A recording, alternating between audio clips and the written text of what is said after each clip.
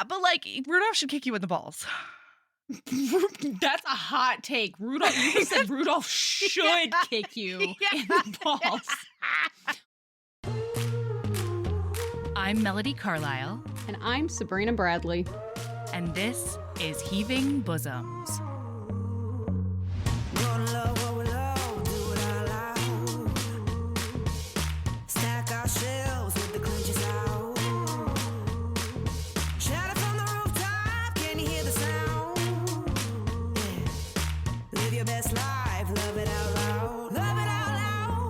This is the podcast where best friends recap romance novels and other kissing media that makes us swoon, snark, and refills our cups. Whether you've read the book or are coming in blind, we'll lay bare every delicious scene and revel in the tropes and subgenres that make romance amazing. All right, listener, strap in and strap on. Headphones are highly recommended.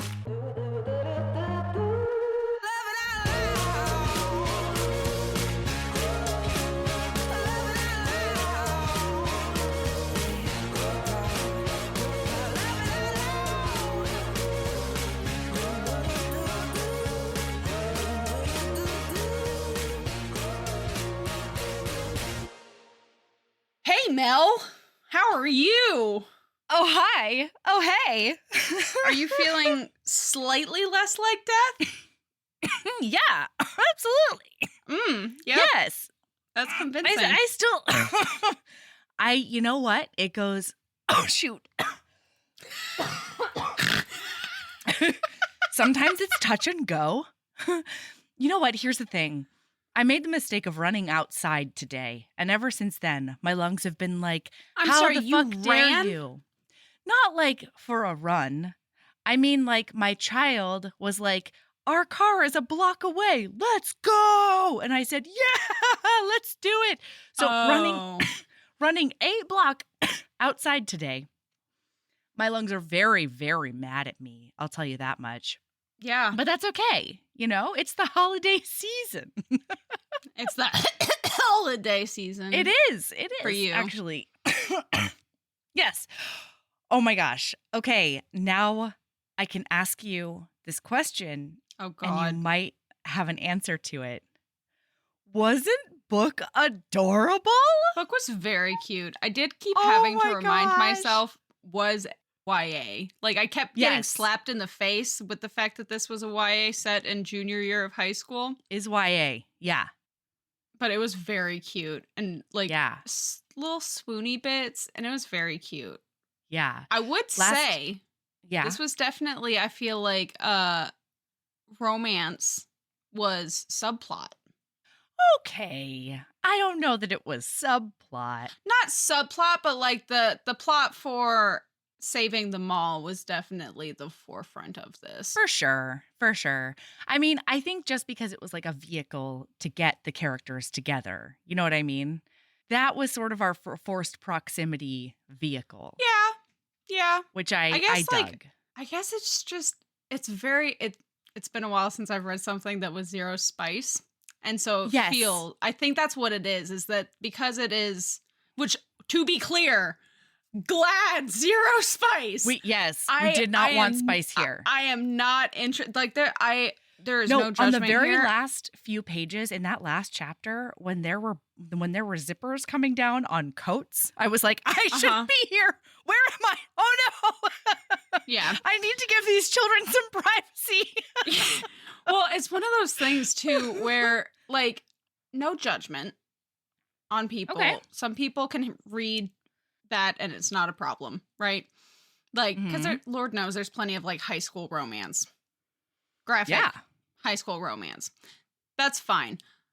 I can't do that anymore. When I was in high school, I was like, fuck yes. When I would find stuff like that, I was like, this is everything I've ever wanted. And now I just can't do it. I do if I am reading a high school book. And like the closest I came, if I remember right, was Today, Tonight, Tomorrow, I think, by Rachel Lynn Solomon, maybe. And it's set over the course of 24 hours.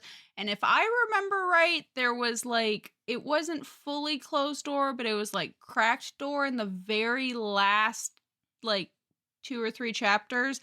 Okay. But it was their graduation night. They were both 18, and it Sure. was so like they were adult. These are in fact children. They're super children. They are referenced as having just gotten their driver's license at 16. Yes. They I mean, like there was no way for me to. There was no part of my brain that was able to separate the fact that these are children I'm reading about. No, but I almost thought that made it swoonier in a lot of parts. What I will say is that it was very apparent to me that this was YA when we spent so much time in their individual after-school jobs. Like the amount of photo shoots she did and the amount of like on page VR shit that happened, I was like, oh, we are filling pages in a YA novel. That's what we're doing right now. We were also like every time like there was. I understand the vehicle of that bully dude, that racist bully asshole fuckhead.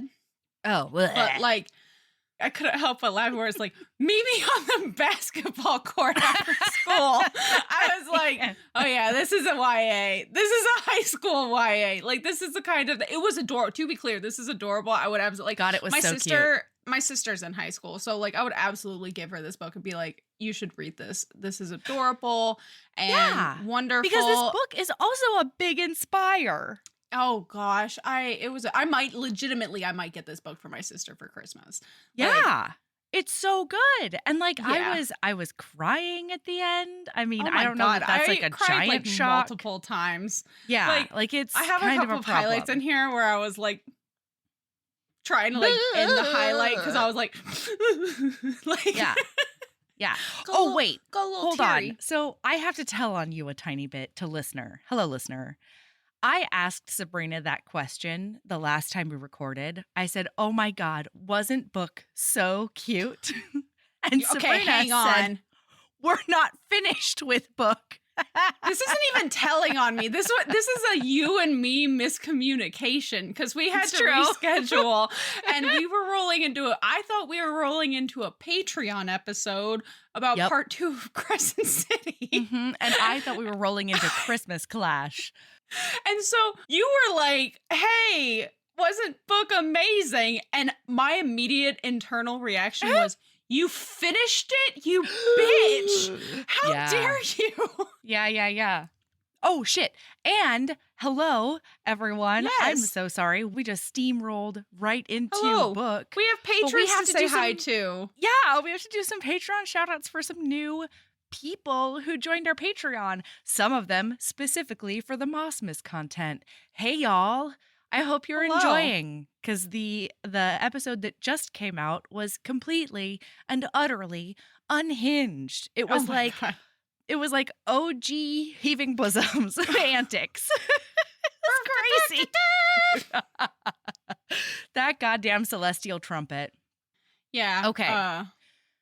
Are you ready to shout out some new fabulous people? Okay. Yeah. Welcome to Jordan and Georgia S. Also to Mox and Sophie. Hey there, Christy and Maria S. Stephapedia and Elizabeth H. Gretchen and Samantha D. Or Samantha DP. I don't know. That's depending D. how you feeling, how spicy you're feeling. Oh. I'm so sorry, Samantha. That's an honor in my book. Oh, damn. Okay. Also Susanna and LaWanda C. Alyssa and Natalie R. And then last but not least, Gina B. So, hey, y'all. Hello and welcome to the circus. Yeah, and depending on what tier you are at, you can get some, Mossmas content. There's some watch parties. There's a bunch of stuff we're doing lately. So we hope to see you. Yeah, so we just actually finished one of our series of watch parties, but definitely keep an eye out, new patrons and old patrons and current patrons who are at the $10 and above tier, because we have a new watch party series that will be starting in January. The OG watch party crew, we have decided on we're gonna watch 50 Shades of Grey. Straight into 50 Shades. We're gonna party watch that. That's gonna be great. Because it's a Twilight fanfic, essentially. Yeah. Okay, but today we're here for The Christmas Clash, which is by like Suzanne Park. If you could not find a more opposite of 50 Shades of Grey book for us to be reading right after. For sure. I just called out and that I watch liked party. this one way more.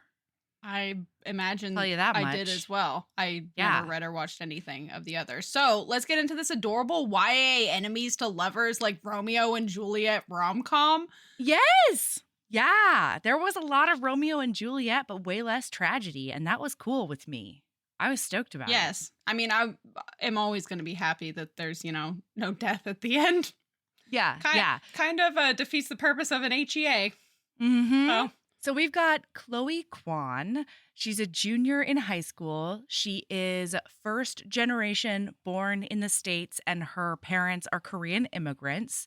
Mm-hmm. And she's also a baby whisperer / corn dog eating kindergartner whisperer at her seasonal job as a Santa photographer, which is pretty hilarious. Yeah. Well, it's hilarious because there's no way that Santa's not a huge stoner. That Santa is high all the time.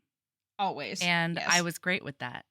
But yeah, she's like the baby whisperer, and she's baby whisperer via pet store toys, which is pretty hilarious because some desperate dad is like, oh my God, where did you get that toy? My child loved it. And she's like, Petco. It was at Petco. It's a cat toy.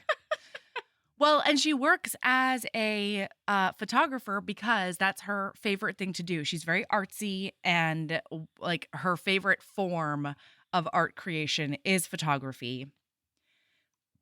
And then we've got Peter Lee, her nemesis. Oh, and Chloe's family has a restaurant, a Korean restaurant in the mall, the Riverwood Mall. Okay, so Peter Lee is our hero, and he is, I guess it would be second or third generation born in the States, in that his parents were both born in the States, but his ancestry is Chinese immigrants. So they have a Chinese restaurant in the same mall, and they have been bitter rivals. These families have been bitter rivals, the Kwans versus the Lees, since anybody can remember. As long as Peter and Chloe can remember. And their older siblings, Hannah and Sam. Yeah. So Peter is handsome, and he's charming, and he's always smiling, and he plays lacrosse, and he's athletic. He plays basketball. Yeah. He's like a sweet jock kind of situation. Mm-hmm. And Chloe hates his whole face on principle. I do have a question for you. Yeah. You've seen the cover, right? Yeah. What does he have on his back? It's not a backpack. I'm not a sport person. If that's a backpack, that's a fucking weird backpack. Is it a sport thing? Am I just not a sport enough person? Is it a lacrosse thing? Listen, man, I got to get to this cover. Hold on. I went and looked at the cover. It's a messenger bag. That is not a messenger bag. I mean, it's a fucked up messenger bag, but yeah, I think that's what it is. It's got the long strap, and then it looks like something you would keep a yoga mat in. It looks like a yoga mat. Mm-hmm, that is not a. Okay, I just had questions, yoga mat. And maybe I was thinking a Christmas yoga mat. I was just Nothing made it more clear just how not sporty I am than looking at that cover and going, I have no idea what the fuck that thing is. I know what the rest of it is. I know that's a camera.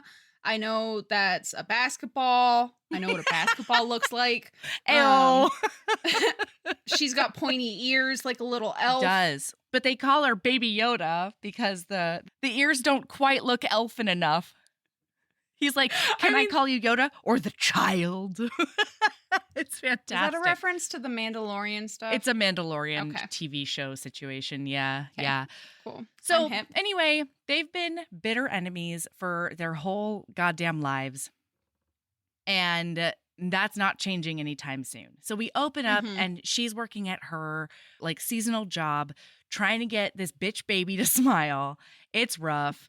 And then across the way, bitch baby. Yes. Oh my God, the sequel to Boss Baby. This is the 5-year-old who still has a pacifier. Oh yeah, who really likes an Orange Julius. Yeah. What is an Orange Julius? What?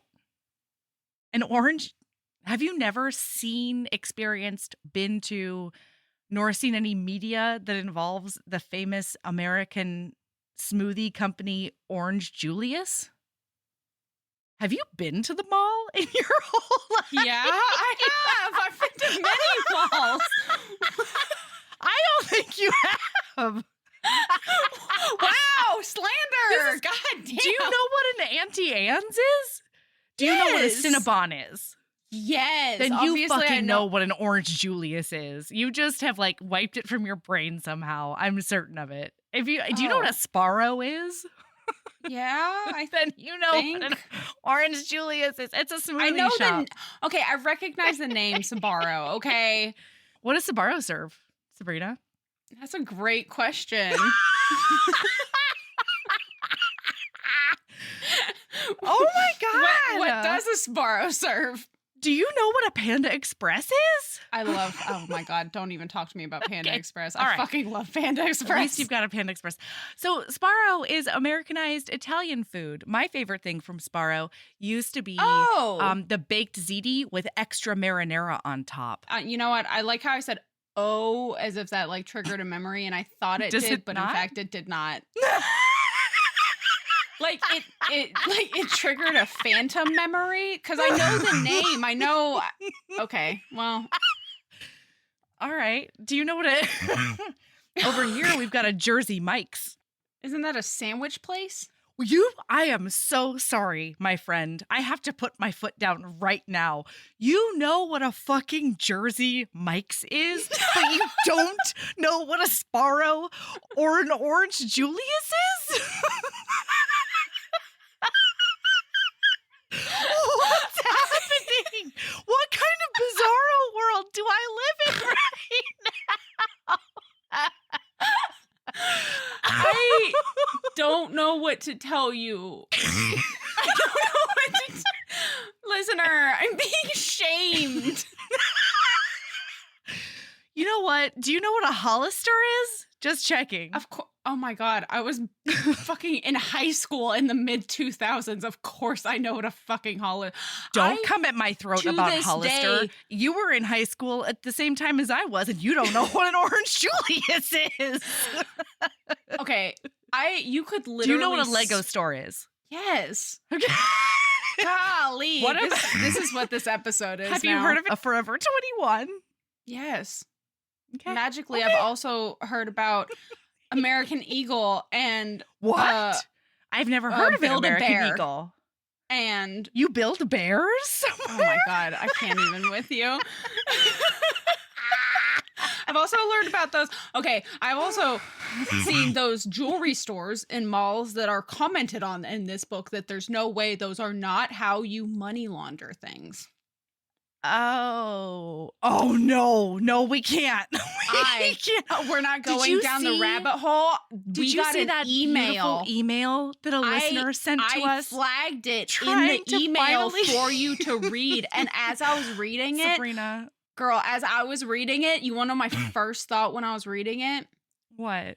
Mel's not gonna understand this. Can I tell you a secret that I've been hiding for a while? Yeah. I've read that email no less than 3 times, and I don't understand. I don't remember the name of the listener off the top of my head, but thank you for trying. Okay? Yes, you're the best. I understood what you were saying, but shut your I'm fucking not mouth. even kidding. As I was reading it, I was like, Mel, I can already see the glazed eyes. And like the teary, like I can see the watery, like I can see her eyes watering reading just this the email. Absolute look of defeat on my face. Still don't understand. I don't understand.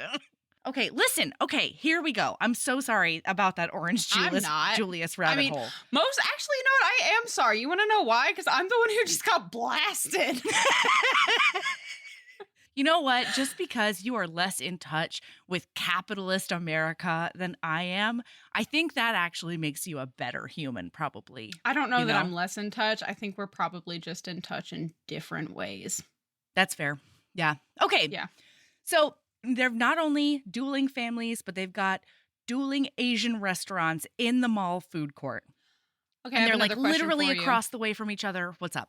So we learn about these dueling Asian restaurants. One is a Yeah. Korean food place, one is a Chinese food place, right? Yeah. It sounds like they cook things to order. Yeah. Is that a thing in mall food courts? So I was actually wondering the same thing. It's not like a buffet that you just sort of go down I the don't line. think I've ever seen Neither cooked have I. fresh in a food court. No. Like no. the closest I've seen is like a smoothie place, but that's just because like it's a dump and then that was the saddest blender sound I've ever made in my life. I was terrified of blowing out my mic, but also now that's almost more embarrassing than if I had blown out my mic. Anyway, I did have that question though, because like it looks like they're cooking things to order. Like, but like then sometimes it didn't sound. I was very confused though, because I've literally never seen cooked to order. If they're like, hey, I need something that doesn't have this in it. Okay, well then you don't get that item. I'm sorry. No, I know. Like it almost sounded like they were sit down restaurants in the mall.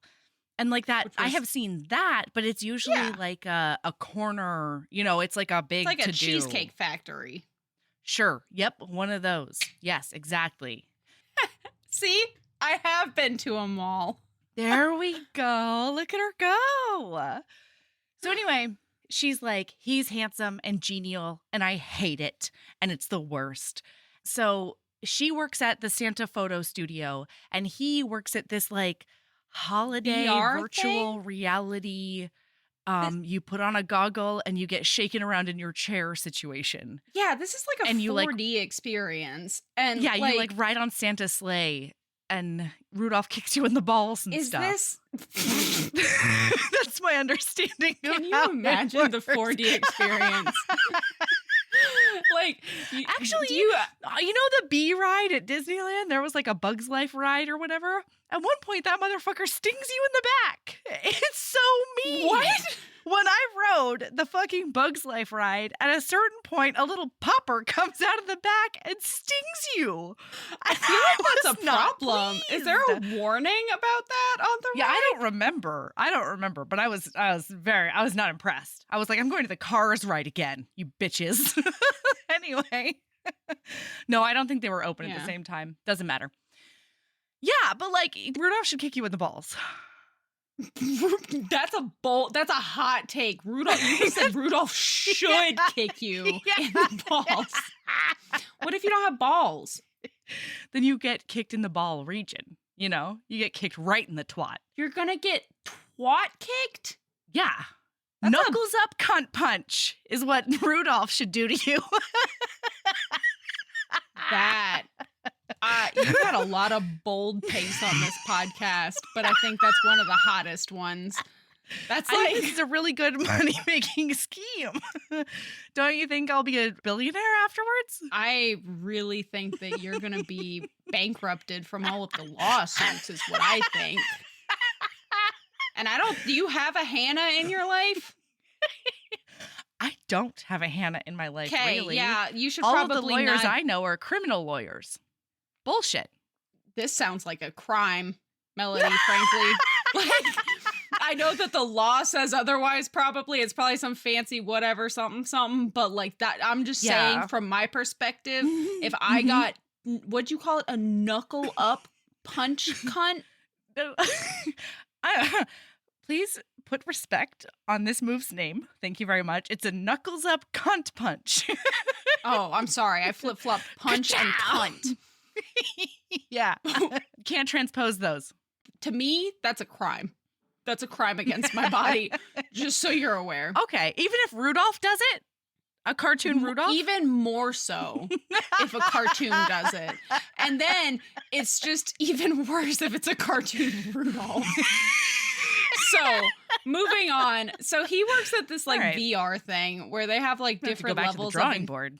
Jesus. Like levels of intensity. There goes my business plan. To be clear, y'all, this is not going to be an HB endorsed thing. This is like a Melody side business thing. I do not. This is Melody going rogue. Yeah, going rogue in whatever the fuck year you get around to doing this. Oh no, now I'm just imagining like with your like low cost budget thing. Oh my God, Melody, can I tell you what I just imagined? Please tell me what happened in your brain. Please tell me. Oh my God. It's you getting one of those VR headsets, right? And it's just a cardboard box, right? Okay. Like a refrigerator box? Yeah, where this person sits in a chair and puts on their thing, and it's you running around, like squirting them with a spray bottle and then like shaking their chair and then legitimately just punching them and then blowing on them when there's wet, like, and like making like noises on the side of things. And like, it's just you with this shittily painted cardboard. And you're like, we're making money to upgrade. We're making money to upgrade. And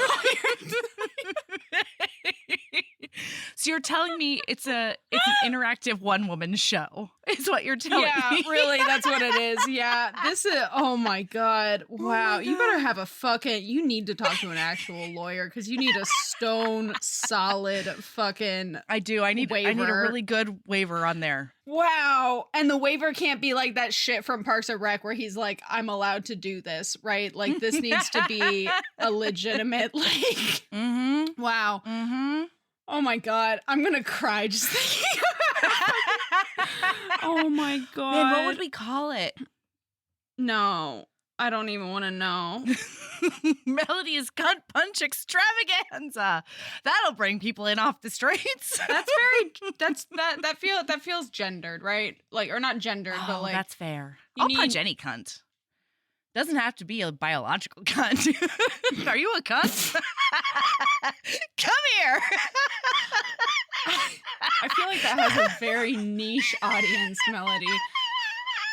So I would be impressed if you did end up in the black on that business thing.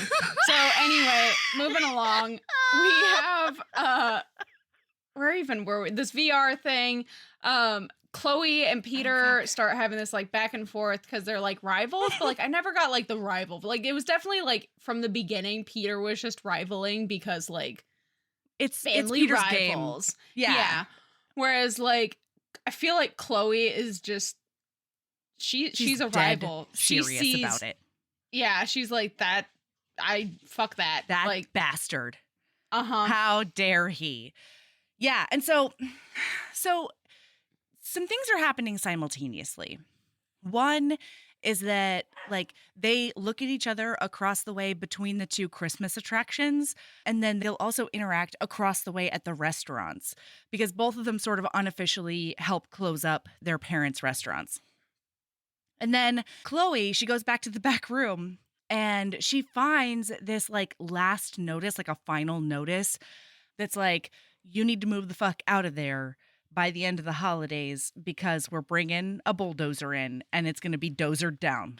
She's like, well, this is, I've never heard of this before. That's weird.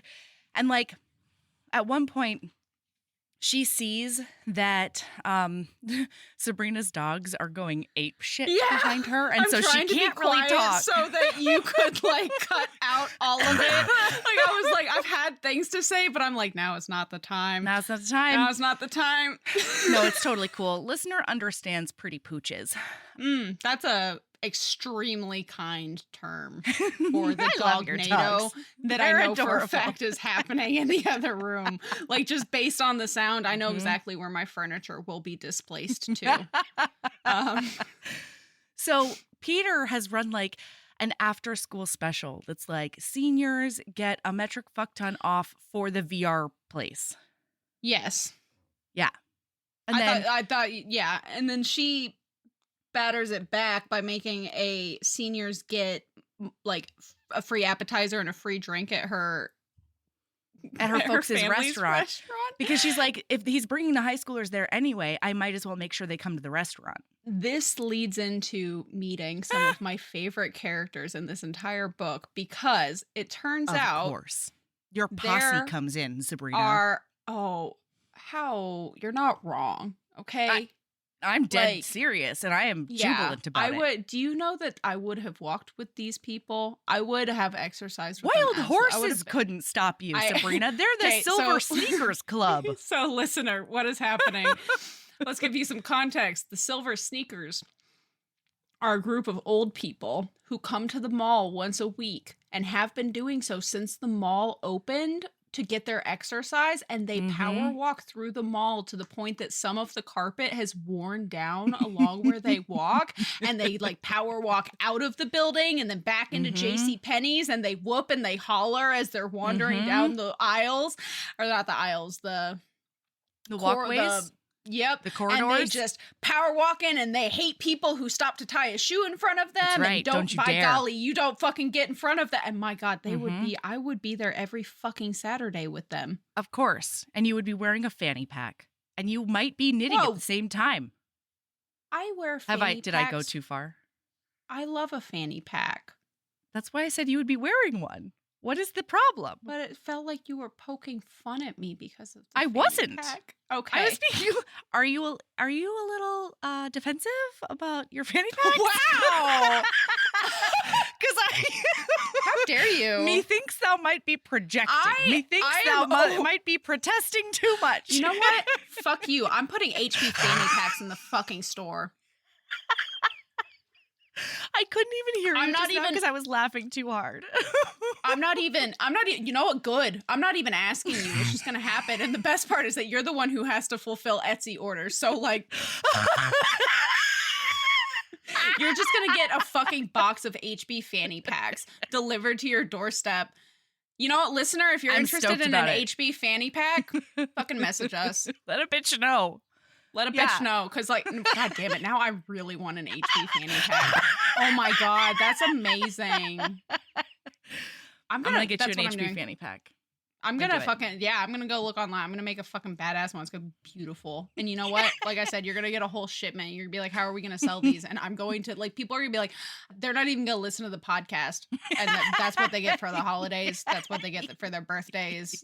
A graduation present, you get a fucking HB fanny pack. Like, I dig it. Oh, I'm into it. Yeah, I'm like, this is all kind of a joke in a bit, but like now. I see it in your eyes. We need fanny packs. I know. That'll be one of the giveaways at the HB meetup. That'll be in the swag bag. Ooh, you know? Wait, swag bag? You've been plotting. You gotta have a swag bag. Swag bag. Oh. Yeah. Stuff can go in the HB fanny pack. Yeah. You can put keychains on your HB fanny pack. You can do whatever the fuck you want. I love a pin. I love a pin on a fanny pack.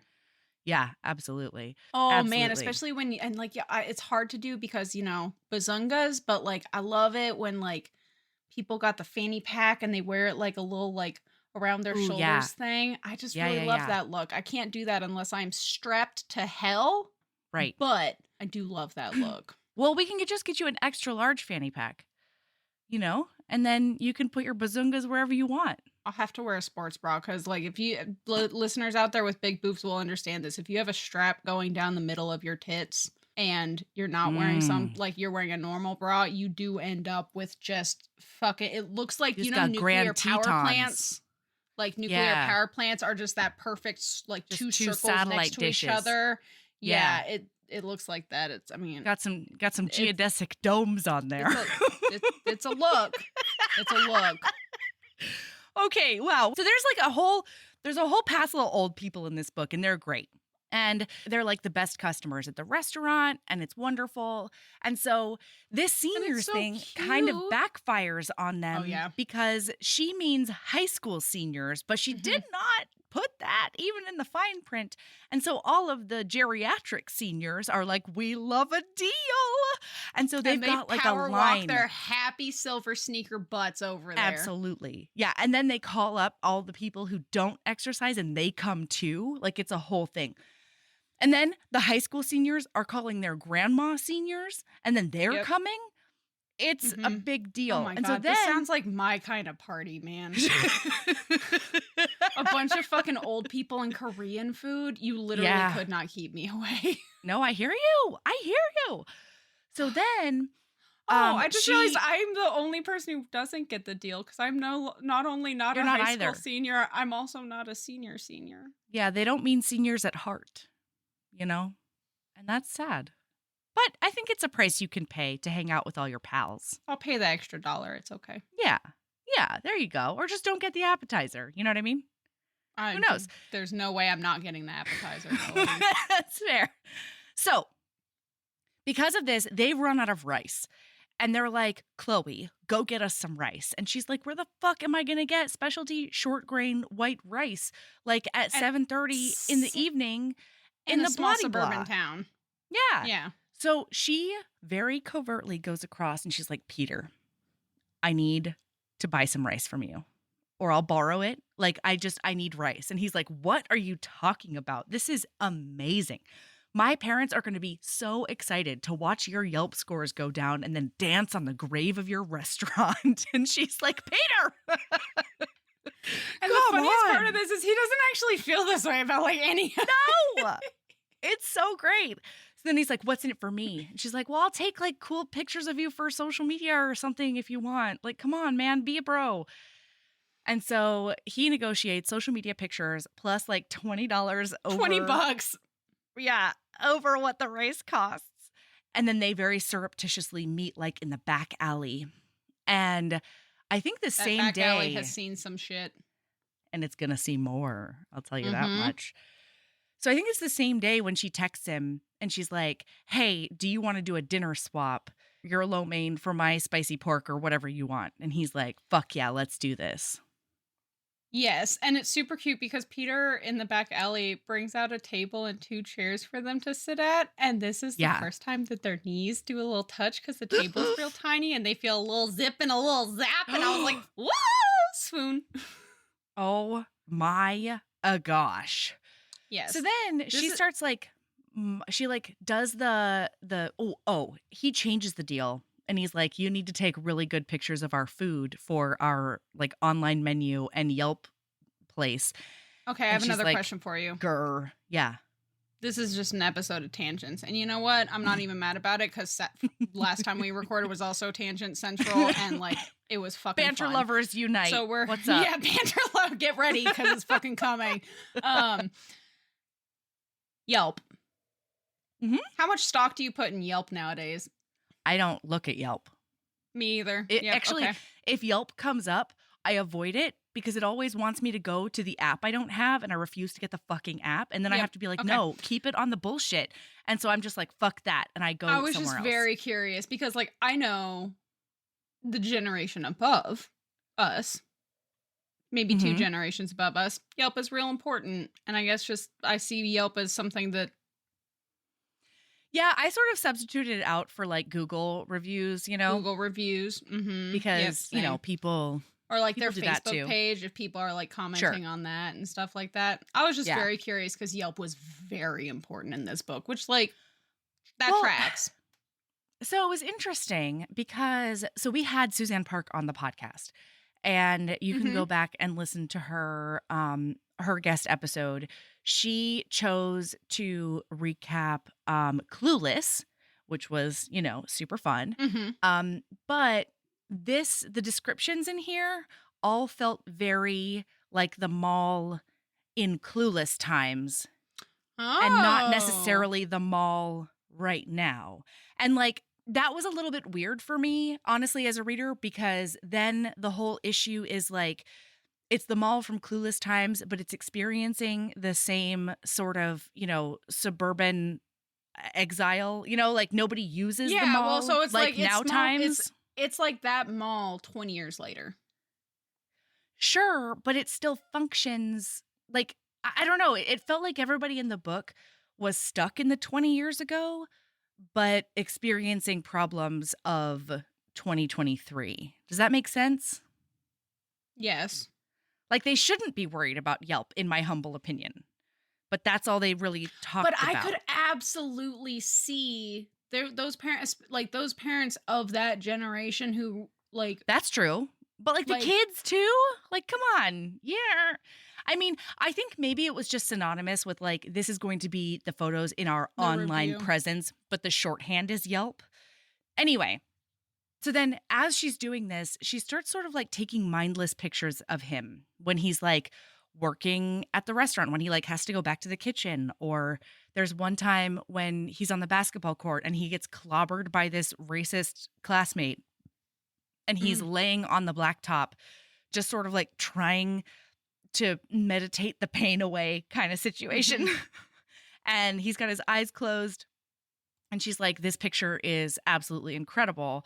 But she also doesn't But also, want like, I'm not going to do to- anything about it because, well, and so to be clear, what she's doing is she's going out for this big photography thing that's like international, and like you get an award and you get a mentorship with like somebody and you win $10,000 and it looks really good on your like resume, or not resume, but like your, well, maybe resume, but also like college applications and like. Yeah, it's the National Art Council Photography Competition.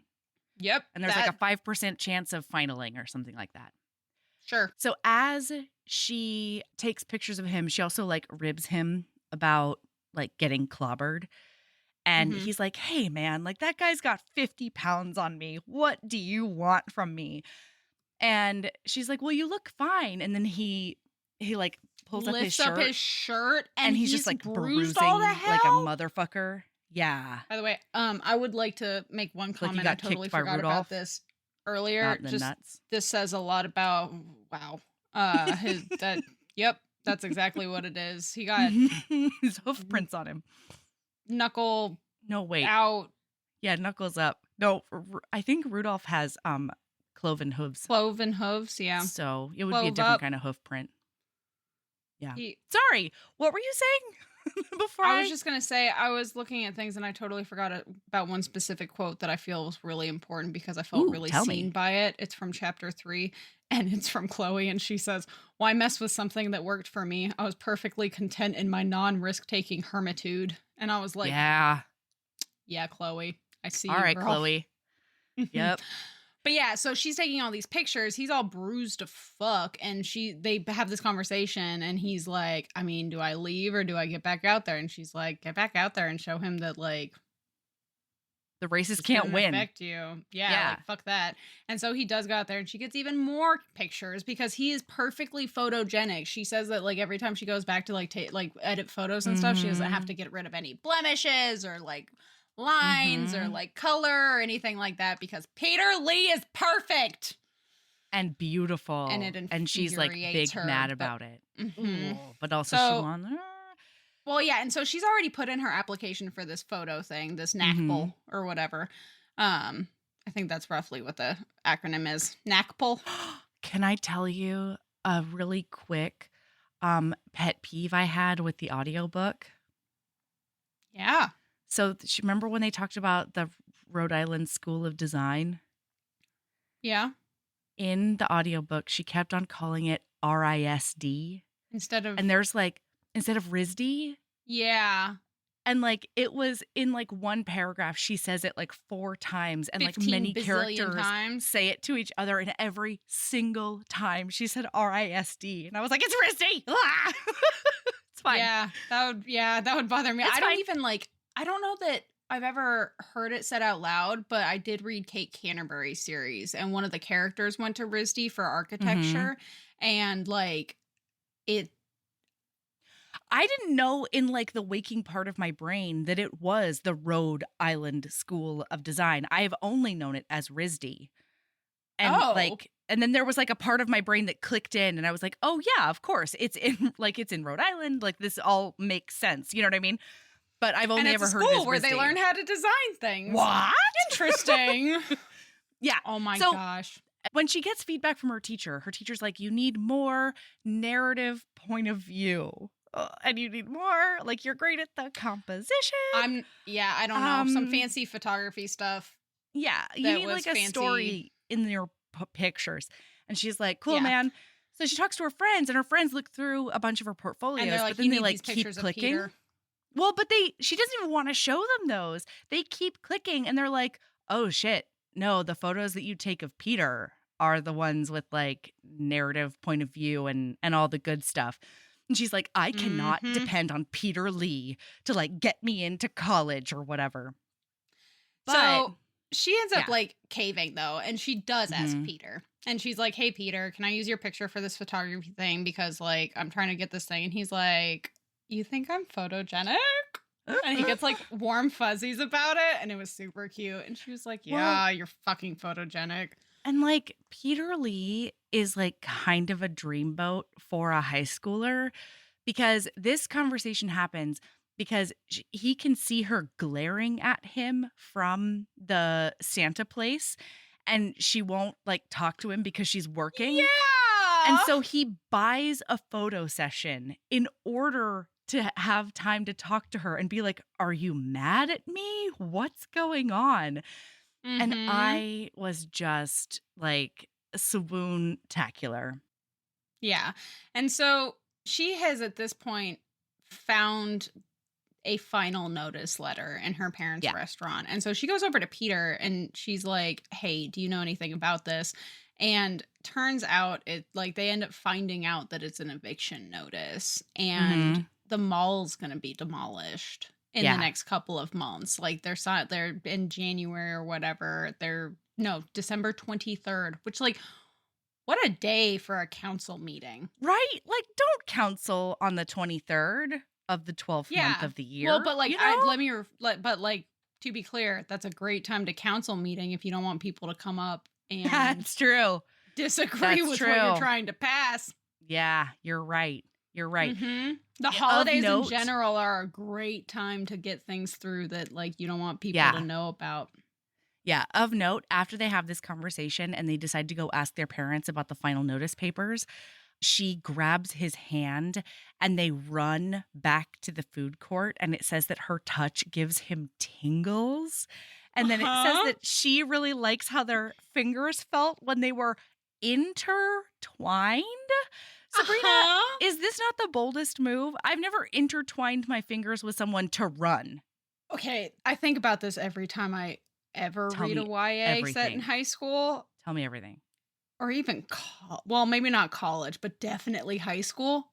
Yeah, All of this is really bold. Like, I'm sure that this is going to I shock the know. hell out of you, Melody, but Okay, I was okay. not exactly a bold person in high school if I had a Mhm. crush on somebody. You Mhm. know? Mhm. Like, I was just I was like, I'm just not gonna. And I was also terrible at reading signs because, like, I can't tell you how many times, like, way after the fact, somebody was like, "Oh, yeah, I had a huge fucking crush on you." And then it was clear you Mhm. weren't interested. You just treat Mhm. everybody like that. And so I just never did anything about it. And I was Yeah. like, "Oh, cool, cool, cool, cool, cool. I also have a crush I have a crush on you now. I've always had a crush on you. Wow, that really sucks. Cool, cool, cool, cool, cool, cool." But of course I wasn't gonna fucking say that because like they didn't have a crush on me anymore. So like Totally. everything about this, bold. All of the touching, I'm like, "Oh my god," like my I would 16-year-old have self, like, I would have "Woo." had a conniption at Yeah. 15 or 16 if somebody did some shit. Like I remember my very oh god. Even if I knew somebody was okay, do you want to hear you Melody? Do you want to Yeah, hey. hear embarrassing story? Yeah, hey, it's you and me. That Yep, clearly nobody else is going to hear this for story. sure not. No, nobody. It's not like there's thousands of people that listen to It's this. fine, it's fine. Keep going.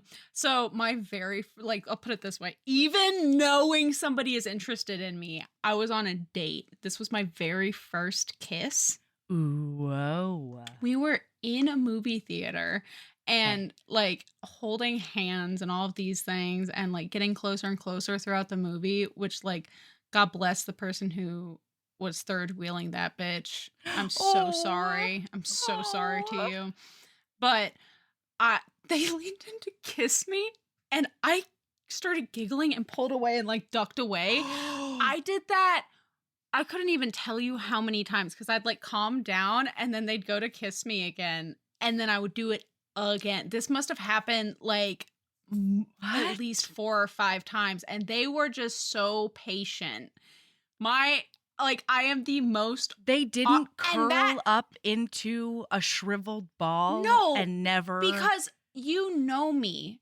They also knew me. We'd been going to school Okay. together for well, actually we didn't really know each other. I went to a big high school.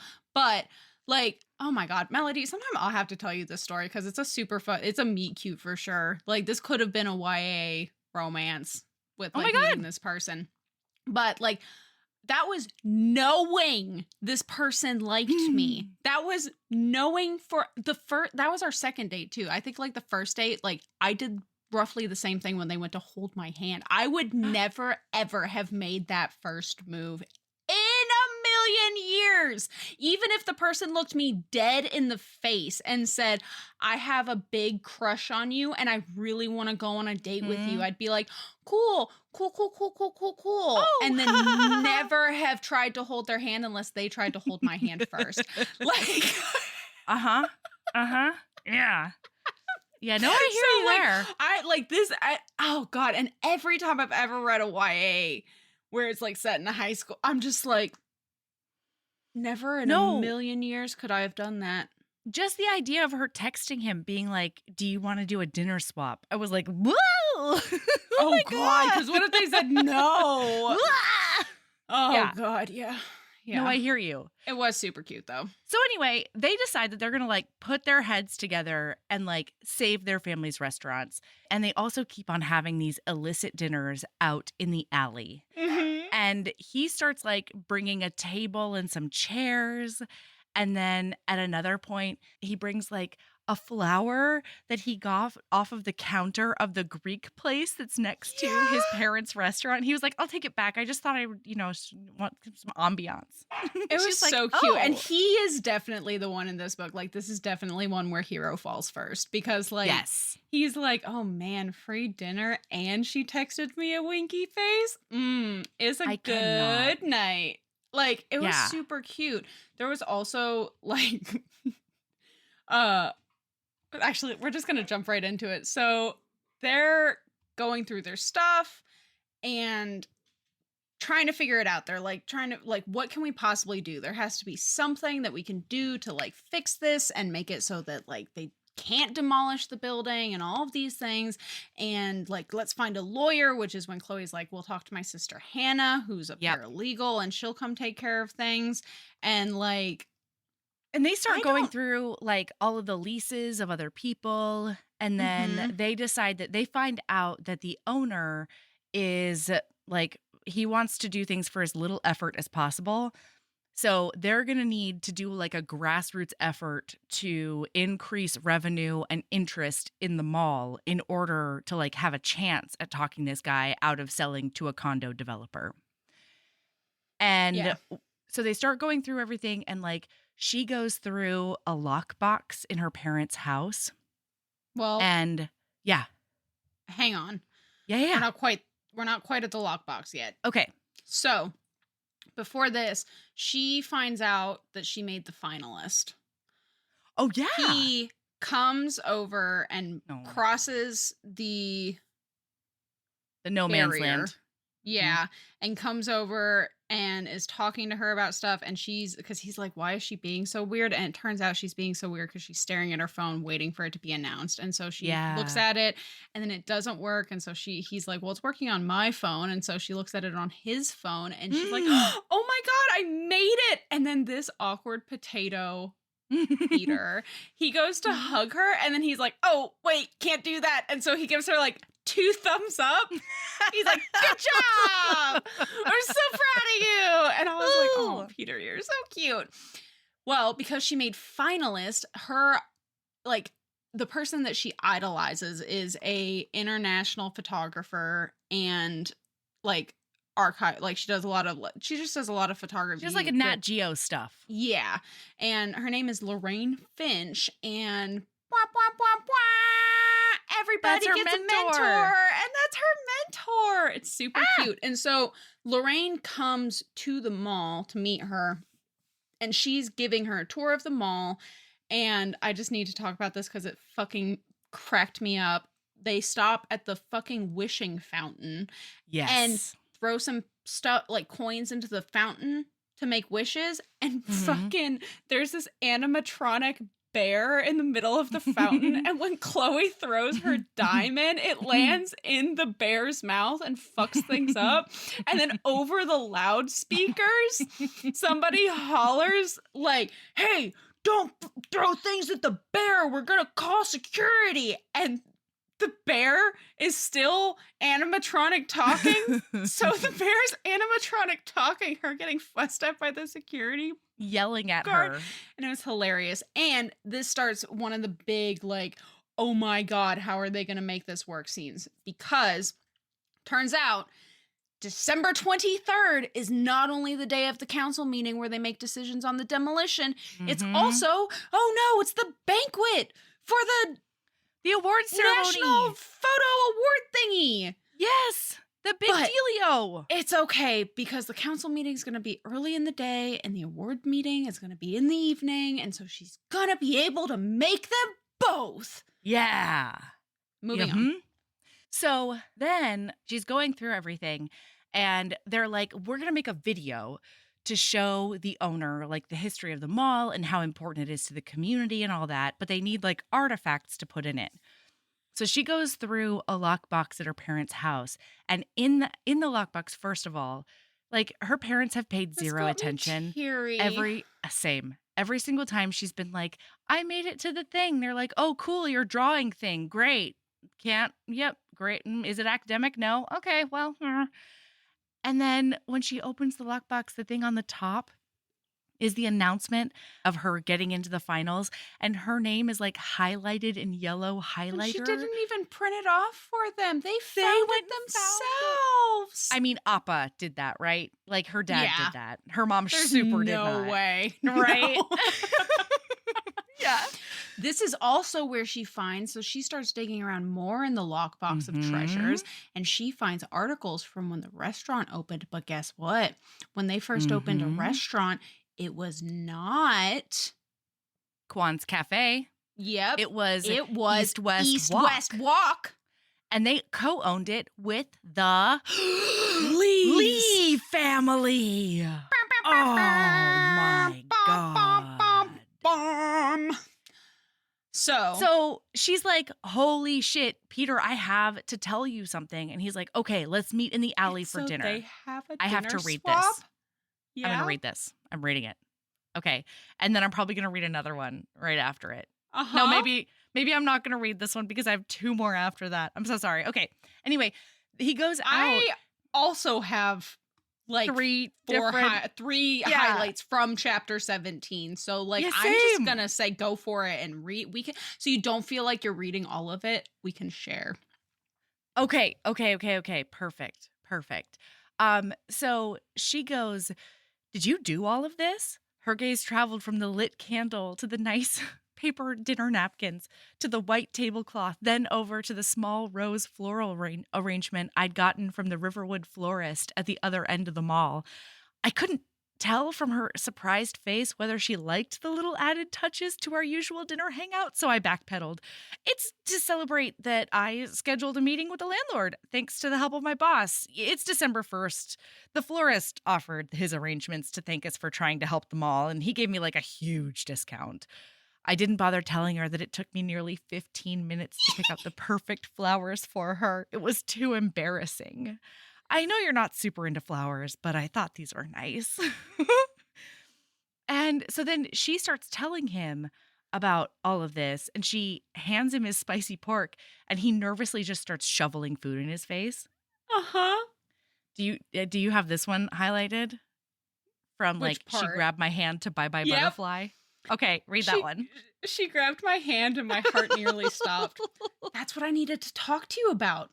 Chloe was holding my food shoveling hand. I wasn't competent enough to use chopsticks with my other hand, and although I was still hungry, I didn't dare disrupt Chloe's hand on mine.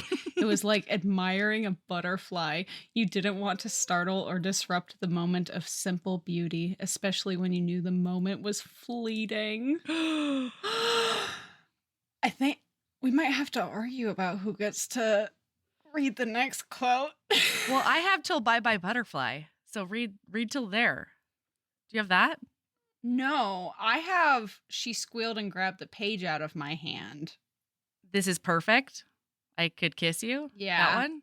Okay, well, first, she's like, you have to talk to your parents and find out about this. And he goes, what was she talking about? And then she let go of both hands to dig into her messenger bag. Boo. See? Fleeting. Bye-bye, butterfly. It's so that was good. cute. I remember almost highlighting to that part, but I was like, no, I can't. I'm already highlighting this whole fucking chapter I because, know. listener, I'm just taking it. I'm stealing it from you, Melody. No, don't. I want to do it. But it's so cute. Maybe Fine. you do until that was better than flowers, and then I'll take over. Maybe. Okay. Okay. Okay. Okay. She squealed and grabbed the page out of my hand. Yes, this is so perfect. I could kiss you. Blood pounded in my brain. Kiss me? Why not? I took a deep breath and leaned forward, then pressed my lips onto hers. Spontaneous, electrifying, tingling. Wow. I fell back into my chair. Chloe's eyes widened, then crinkled in the corners from her wide smile. Well, that was better than flowers. She stood from her chair and I rose from my seat too. Peter, don't ruin this. Please, don't go trying to be your scaredy cat crowd pleaser self. Just kiss her again. She pulled my collar, and as my head dipped down, her lips crashed into mine. I closed my eyes and kissed her back with equal force. The door creaked, causing both of us to jump and separate. But it turned out to be the wind pushing open the back entrance of the gyro place. We laughed and held each other in a tight embrace as delivery trucks sputtered and grumbled by. Her arms wound inside my coat and around my back, my arms draped over her on her shoulder.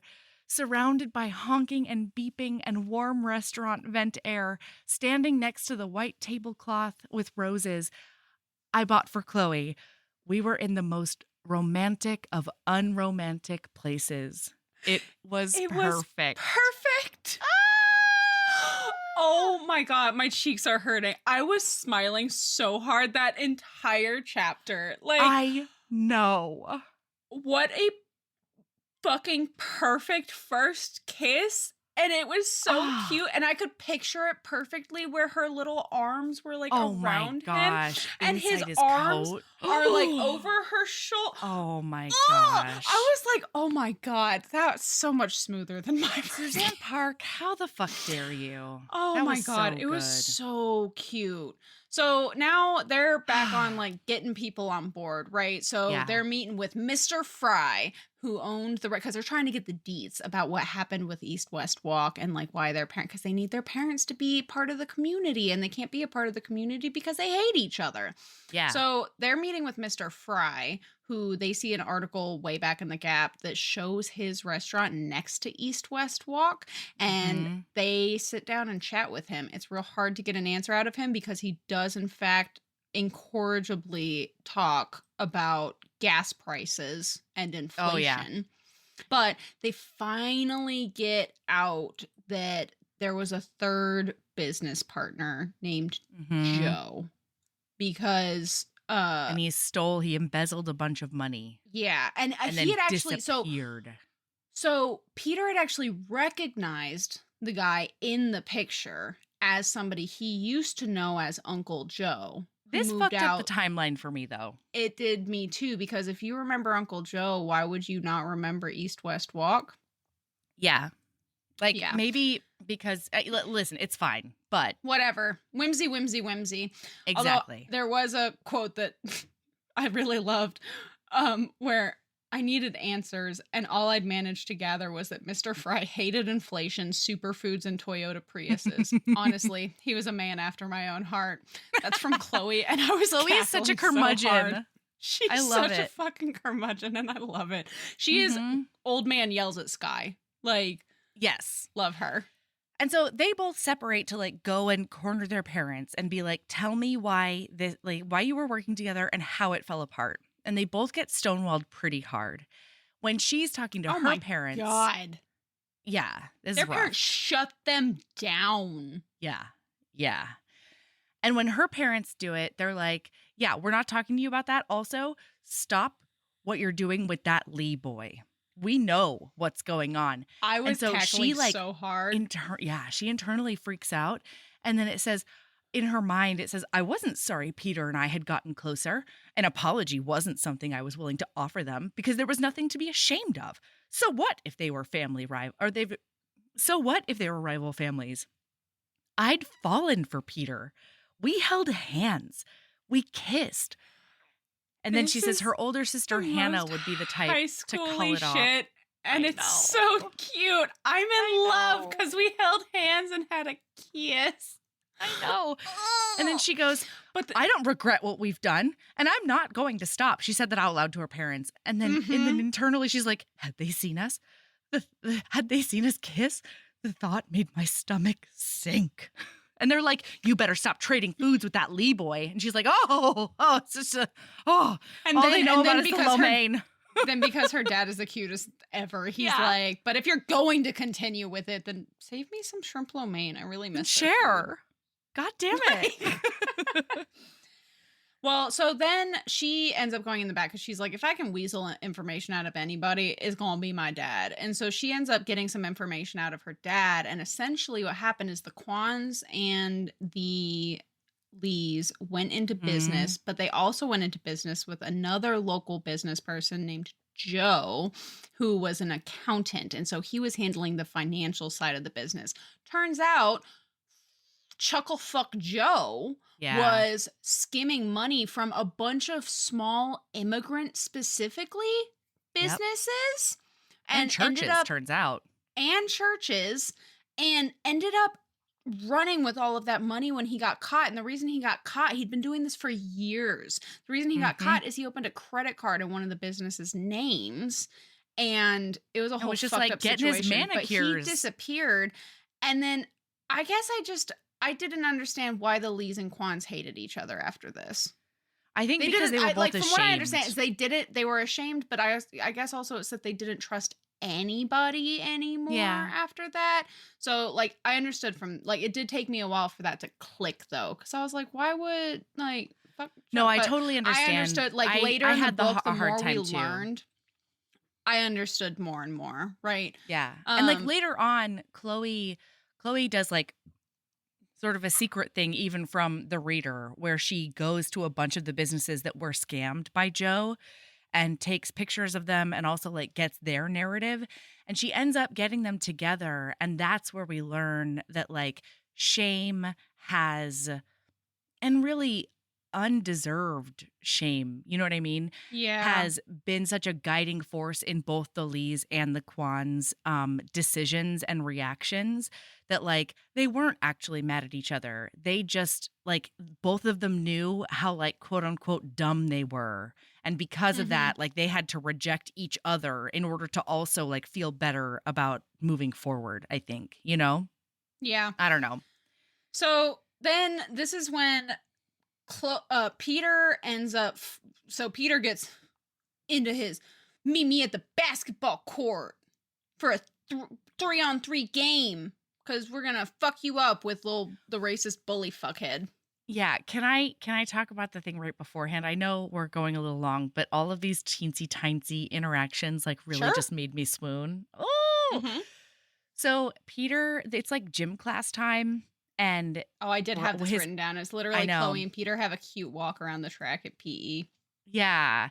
So Chloe is supposed to be doing like a relay race and he notices her and he's like, oh my God, I love that like she cannot be pressured by anyone. And she's just like walking during this relay race. She's so fucking cool. And then he goes over to her and he's like, he's like, penny for your thoughts or some gum. She's like, oh, hi, Peter. I didn't see you there. And this was another thing where like every once in a while, Chloe, like we've already said she's a curmudgeon, but she'll sound like a 3-year-old woman. Because this was one of those times where she was like, he's like, so how you doing? And she's like, I mean, it's just like so stressful and blah, blah, blah. And like, there's not even time to think about or talk about, us. I know. And he's like, yeah, I know. And I'm just like, who the fuck are these really mature children? Anyway, so because then they like walk inside and he's like, hey, do you want to get together after school? Because like I've been looking over leases and, if we can like get together with Hannah or whatever.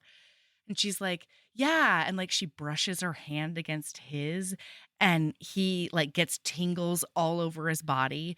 And then she ends up being like, okay, well, I'll see you later. And he's like, yeah, I'll be at your locker after school. And so she like backs up into a cinder block wall and she's like, oh, how did that get there? Okay, bye. I'll see you. And he's like, ooh, it I'm was super swooning. cute. Yeah. But then that racist classmate comes over and like just like throws a basketball at his face and then is like, let's settle this on the court. Meh. And he agrees. Yeah, he gets into a situation where he's only able to spend like an hour with Chloe working on the really important thing. And then he has to go beat this guy at pickup basketball. He does skip his last class so that he can look over the leases and stuff. And he finds the smoking gun.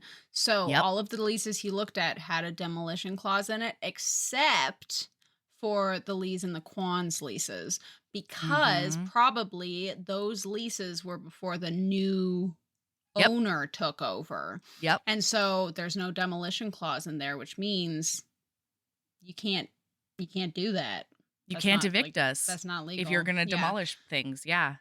So then she sees him at her locker and overhears him being like, okay, well, I'll see you in an hour. And she comes over really mad. And she's like, what the fuck, dude? Like, we're counting on you. And he says, trust me, I don't want to be anywhere else but with you. And then it's like, and he's like, Peter looks momentarily mortified by what he just said. He's just a hot dummy. God, he's such a simp and I love him. Oh yeah, he's precious. So he does get home, like go over to her house. He drives her back to her house and he does talk with her and Hannah for a hot minute, and then they go up to Chloe's room, which like what a mood. This girl like sprints upstairs and shuts her door and hides all the potentially embarrassing shit, like all of the dirty bras and the maxi pads that are sitting on top of her nightstand and all of these things. And then he knocks on the door. He's like, woohoo, and like comes, and she's like, okay, come in. And there's still clothes everywhere. There's nowhere to sit. Can I read one thing? Because I felt very seen by this description. Like I felt it in my bones. She's talking about like what she imagines his room to look like. And then now she's talking about hers. And she goes, mine had the energy of a preschool's finger painting room. A whole lot of oomph. And by oomph, I meant shit strewn everywhere. Yes, it was a problem. Yes. I knew it was and would occasionally clean up to the point of looking nice, but it would all unravel back to a state of disarray within a few hours. So what was the point? Yeah. And like, if I was going to take an honest picture of my office right now, it would be that. Honestly, keeping my house tidy is a Sisyphean task. I know. Anyway, but so they try to, he's like, where should I sit? And she's like, I'll make space on my bed. And then she's like, oh, she's thinking, where should I sit? And he like pats the bed next to him. And then he says, she gets a weird look on her face and he's like, or you can sit on my lap. And based on her face, he like takes it back real quick. He's like, kidding. Just take a seat. Let's look at some stuff. And I was like, ah! And then because she has like a shitty high schooler's mattress, and he like weighs more than her, she tries to sit down and the mattress like is slanted so far down because of his weight that she like, knocks into him a bit. And oh my God, I loved it. Like she's like their arms are touching, our thighs are touching. Sabrina, what's happening over there? What do you mean oh no mattress? I might be speaking from a very privileged point of view. And that's because when I grew up, I don't remember buying a new mattress. Like we would get secondhand mattresses where like you sat down and you bounced no matter how carefully you sat down. And so because of that, I have had a mild trauma response. And now I will only have like thick pillow top, memory foam, I move and Michael can't feel me move kind of mattresses. And I know that is a privilege that I have chosen to invest in, and I can do that. But that is what I meant by shitty high school mattresses. It was a trauma thing. Interesting. Where like you can feel the spring in your spleen, you know? Interesting. So they're sitting there, and Chloe can literally not stop thinking about it. To be clear, I'm saying it's interesting because I apparently have a shitty high school mattress. Sorry. But really, this memory foam bullshit will change your whole No, life. I have had it on my list to buy a new mattress. Like, even if it's not like a big fancy mattress, I've had it on the list to buy for a long time, but there's just so many other things that I can purchase, like yarn. No, I hear you. And like, to be clear, it's like the most dealiest, probably got it on Amazoniest, nice mattress. No, that's totally you know what I mean? fine. But literally every time I've been like, I should buy a mattress. I have the funds for it. I do, in fact, get something else. I mean, the other reason is because I've had a neck injury since I was a toddler. And so, hey, fair. I was in an need... accident that reversed my spine when I was a kid. So, like, I should have a good. Well, like, it's no longer reversed. Stop God bless buying yarn. Hey, I am not buying shit right now. Okay, fair. I was looking at motorcycles today. Stop it, Sabrina. Get yourself a mattress before you get a motorcycle. Oh my God. But oh my God. Anyway, okay. So she can't focus. Priorities. She's having a very hard time focusing because like they're touching and like every once in a while she'll feel him looking at her and all the business. And like she wants to kiss him so badly. And it's like very clear that he wants to kiss her too. And he like almost says it. Do. And then Hannah's like, hey, I found something. And just interrupts the fuck out of them. So they go downstairs. But when he leaves, he does text her and he's like, I told you that I found something good. Now you owe me a kiss. Now you owe me a kiss. Bold. I mean, these children. I don't understand. These kids got way more game than I did in high school. Yeah. Then he and his friends do defeat the racist classmate. And then to smooth things over, and I was really proud of him in this moment because he has emulated his older brother, and his older brother was like, you agree with everyone, you laugh at everyone's jokes, you act like you really care about everything to the teachers, and like that's how you'll get by. So he's been doing that, but this guy really goes too far all the time. And he and his friends are so sweet because he's like, I mean, his mom left when he was really young. And so I feel like, he's been sort of lashing out since then, which is a lot more understanding than I think I'm capable of being even right now. There's no way I could have been this understanding. No fucking way. Anyway, so then not at 16, not at 30. But then he finally is like, hey, you fucker, I'm just as American as you are, and you can fuck right off. And then afterwards he's like, and also, I'm going to treat my friends to some food at my parents' restaurant. And if you want to come, you can. To show him that there's another way to behave about these things. Yeah. So it's great. Then we skip back into Chloe's point of view. She is at Lorraine's house for a mentorship meeting, and Lorraine is super excited to show. Well, so firstly, Chloe is relieved because Lorraine lives in this fancy mansion, but the inside of her house is not put together. There's art everywhere. It's an artist loft space. Yeah. And so while they're there, Lorraine is showing her the new website, which is super exciting, but some more racist fuckheads left a shitty comment on her page about the fact that she's Asian, and it was real fucked up. And so some of them are really, really trite, and there's two of them, and they're both fucking it's the worst. Yeah. And so I really like this. I actually have two. So I have the thing that she wrote quoted, but also her response to it. So she said, or in her brain, she said, how many times had I heard go back to your country or Ching Chong in my lifetime? Oh my God. Maybe 20, 30 times. I used to come home crying about how mean, rude, and horrible people were with their overt staring and racist commentary. I was so used to it now. I had hardened on the outside and inside over time, trying to not let the comments get to me. I used to think that my toughness was a good thing, that these comments would roll off my back now like I had a nonstick exterior. But there was something about these racist declarations this time that bubbled up a new anger. It Yeah. felt different. These racists and bigots had come into my safe space and tried to shake me up when Mhm. I was pursuing my dreams. Stupid, ignorant assholes. How dare they do this to me? They had ignited a fire inside me that couldn't be ignored. And I Yeah. was so like you were just super proud of Peter, and like I was so I was proud of him in that moment, but I was also so fucking proud of her in this moment because she was like, "You know what? Yeah. I'm fucking done not making waves. Yeah. Fuck you all." And so she was actually there for her mentorship to write a 200-word essay, or like something for the mentorship, and like put it up on It's the her supposed to be like an page. essay that is like a statement Yeah. about something she's And passionate so about.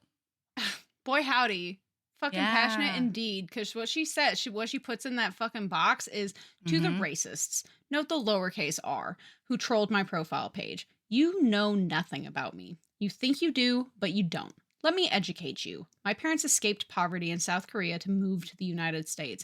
They'd experienced a lifetime of financial devastation, loss, and suffering, and had the grit and determination to start life over again and build a home here in America.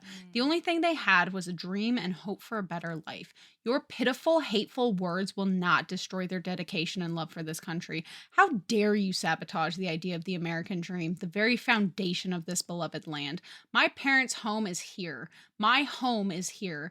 Your words are powerless and futile. Your attempts to diminish my dreams did not work. Let me be crystal clear. But you did do one thing. You gave me a purpose. I will use my voice to fight racists like you, now and in the future. You may think you're loud and proud with your unwelcome words, but know this: my success will be louder.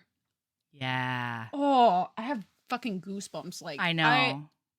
Oh, ugh. I know. It's really, really wonderful, especially because I feel like it shows between like her family's backstory and the way that the Joe character sort of targeted them because of their immigrant status and their Yeah. lack of, knowledge about systems in America and all the bullshit.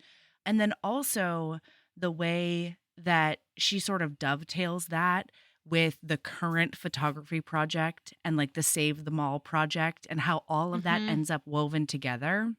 Mm-hmm. It's so completely gorgeous. Yeah. So anyway, they've had a couple of meetings where Chloe has a really hard time with the idea of public speaking.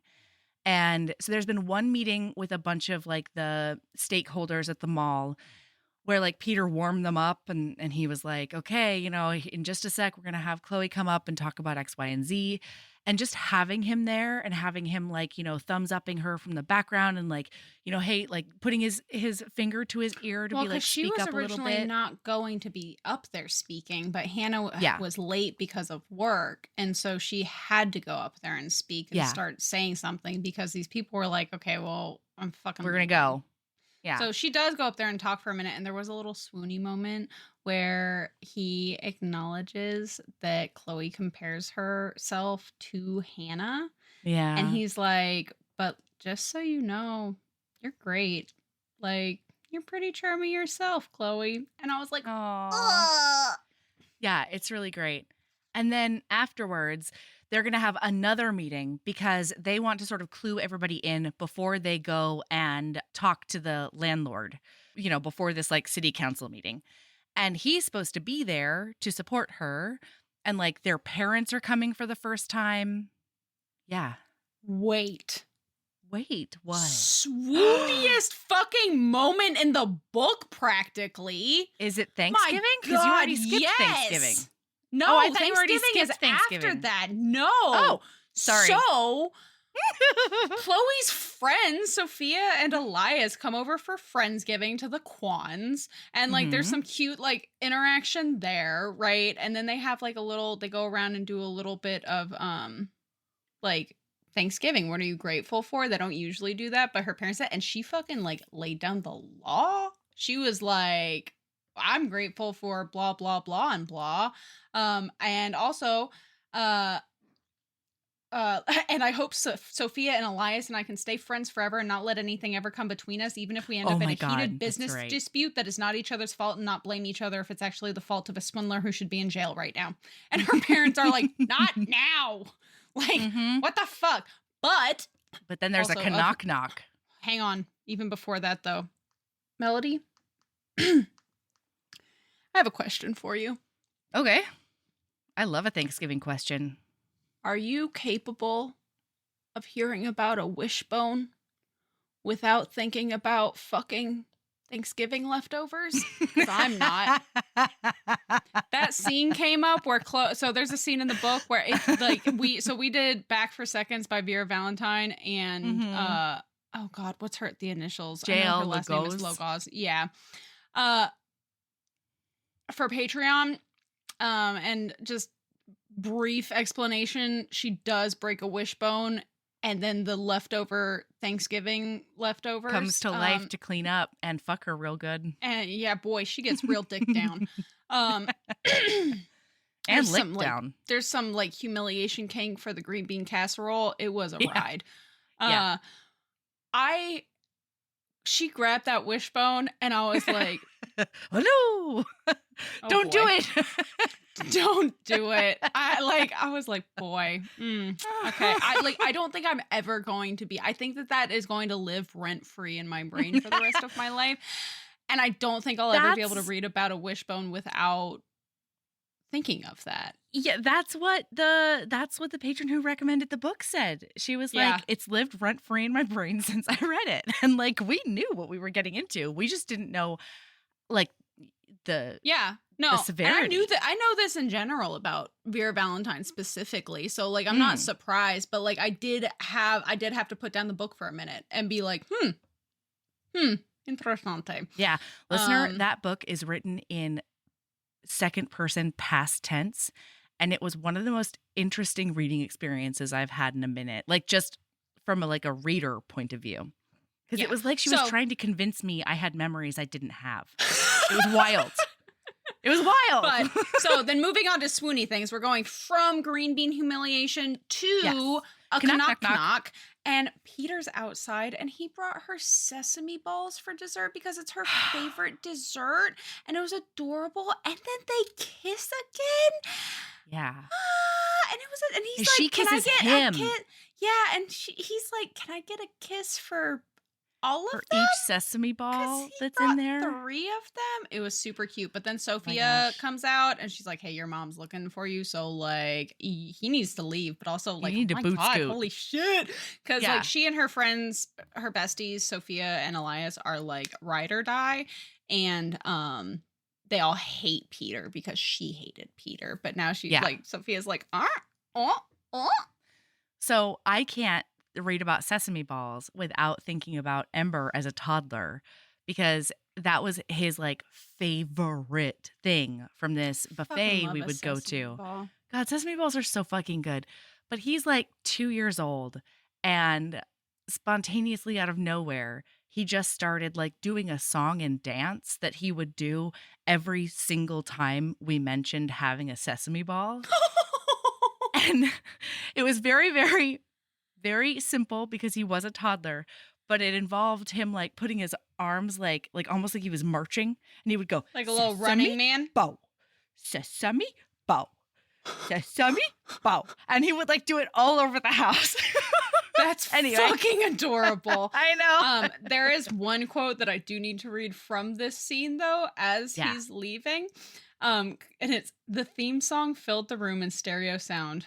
Where was I? With Peter Lee, the second of his name, the borderline annoyingly well-rounded son of James and Pam Lee, the king and queen of the Empress Garden dynasty, Peter the Great, breaker of holiday rules and visitor of mortal enemies, bearer of rare sweets, and I kissed him. And I kissed him. So cute. This book is so fucking now cute. We are rolling into the end because Peter gets goaded into so Peter is not an adrenaline junkie, and he gets goaded by some little twat waffle child who goads him into riding the most extreme VR thing and he gets motion sick and goes out to his car and falls asleep. This is right in front of the meeting. Night of and the Chloe needs big him. meeting. And like, so this is a fucking disaster. She does great, but like she feels really, really let down by him. And then to compound that, their parents have a fight over like a sign-up sheet and who gets Monday for some bullshit. And they're the ones who like cause a scene in this meeting where she's trying to encourage everyone to like get involved and show the landlord that, you know, everybody's interested in revitalizing the mall. Making this work. Yeah. So he texts her and he's like, oh shit, I missed the meeting. I'm sorry, I'm late. I was sleeping. On top of all of this, though, she What? hears from the guy who owns the VR thing. Yes. His boss, the VR guy, makes it sound like Peter's only doing this because it's going to look good on college applications and like he's going to take all of the credit.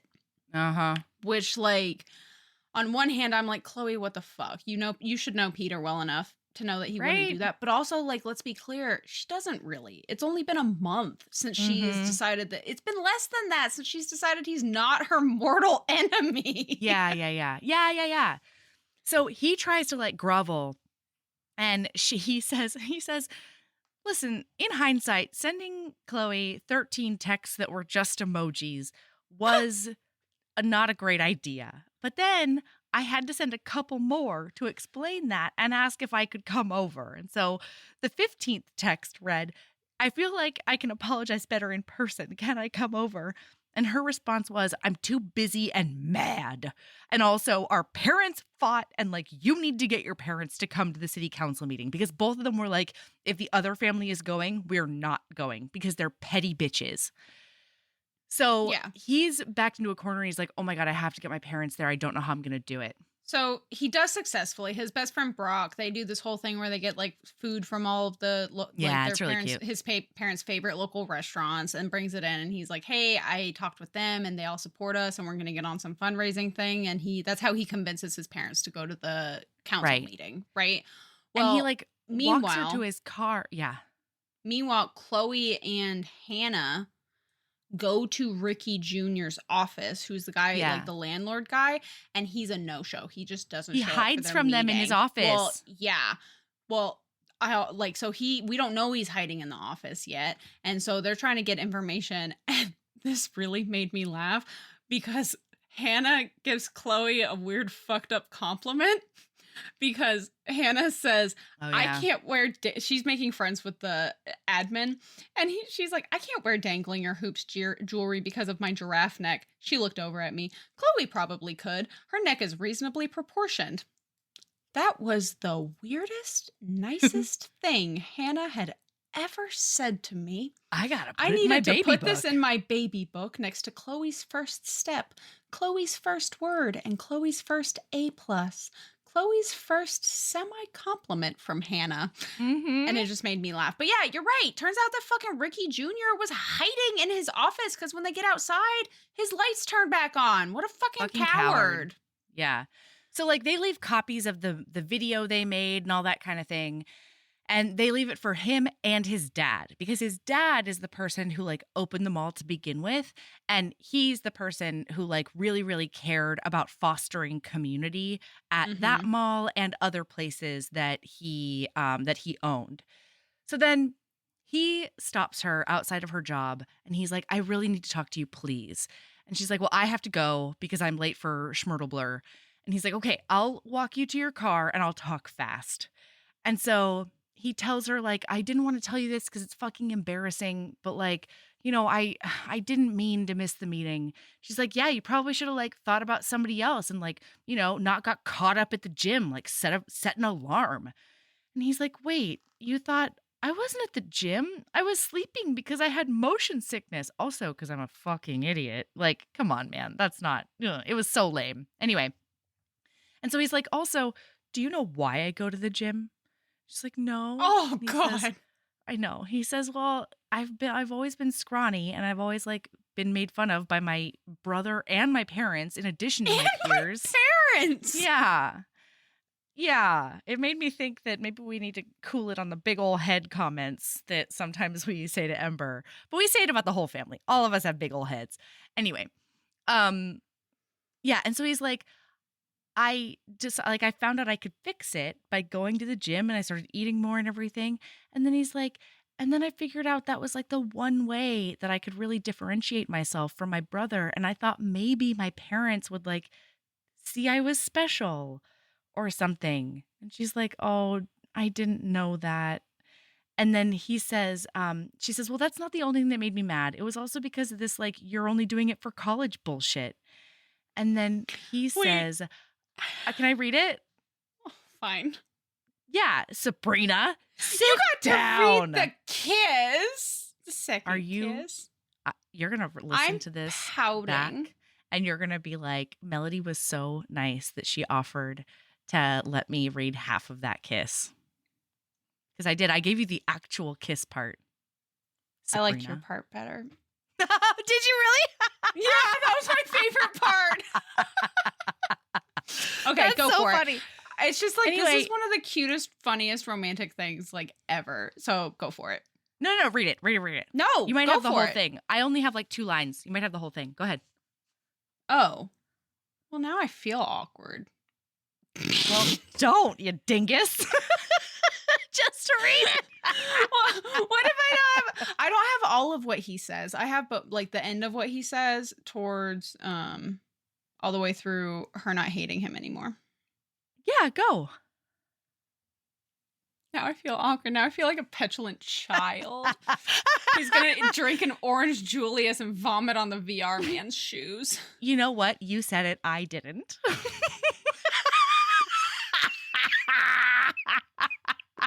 But Is this payback? This could be payback for a lot of things after our last recording, frankly. Anyway, so he says, I can't believe I'm saying this, but I can't think of any other way to say it. I listened to my heart instead. I did it for them all, for my parents, but especially for you. She turned to me. Her lips trembled. Really? I don't comb through dozens of boring leases for just anyone. She reached out her hand and cracked a smile. No one has ever said anything as romantic as that in my life.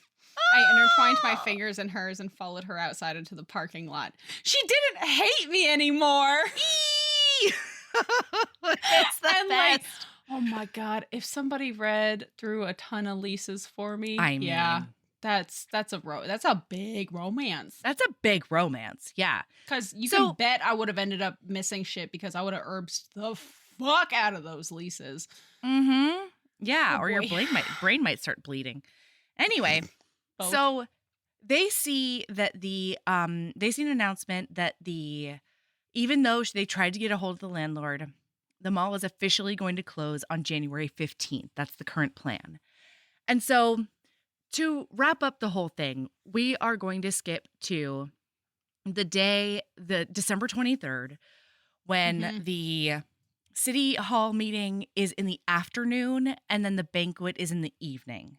Yes. So this is when she gets her parents and then he gets his parents to the space at the same time to meet up with those fellow business owners and church that were also swindled by this Joe character. And it feels like, they say it's very cathartic and it feels really good. And she says, I've documented all of this, and if they ever do find Uncle Joe, I have our story ready. And then they go into the city council meeting, and oh my gosh, it turns out they're at the very, very, very, very, very end of the agenda. And Hannah gets stuck at a deposition.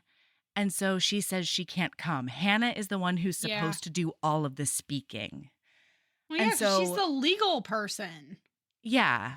And so Chloe is faced with this decision of, do I stay to save my parents' livelihood, or do I choose myself for sort of the first time in my life and dip out to go to this banquet where I might be awarded? Like, she has to give a speech at this thing in order to like do all of the qualifications to win the award.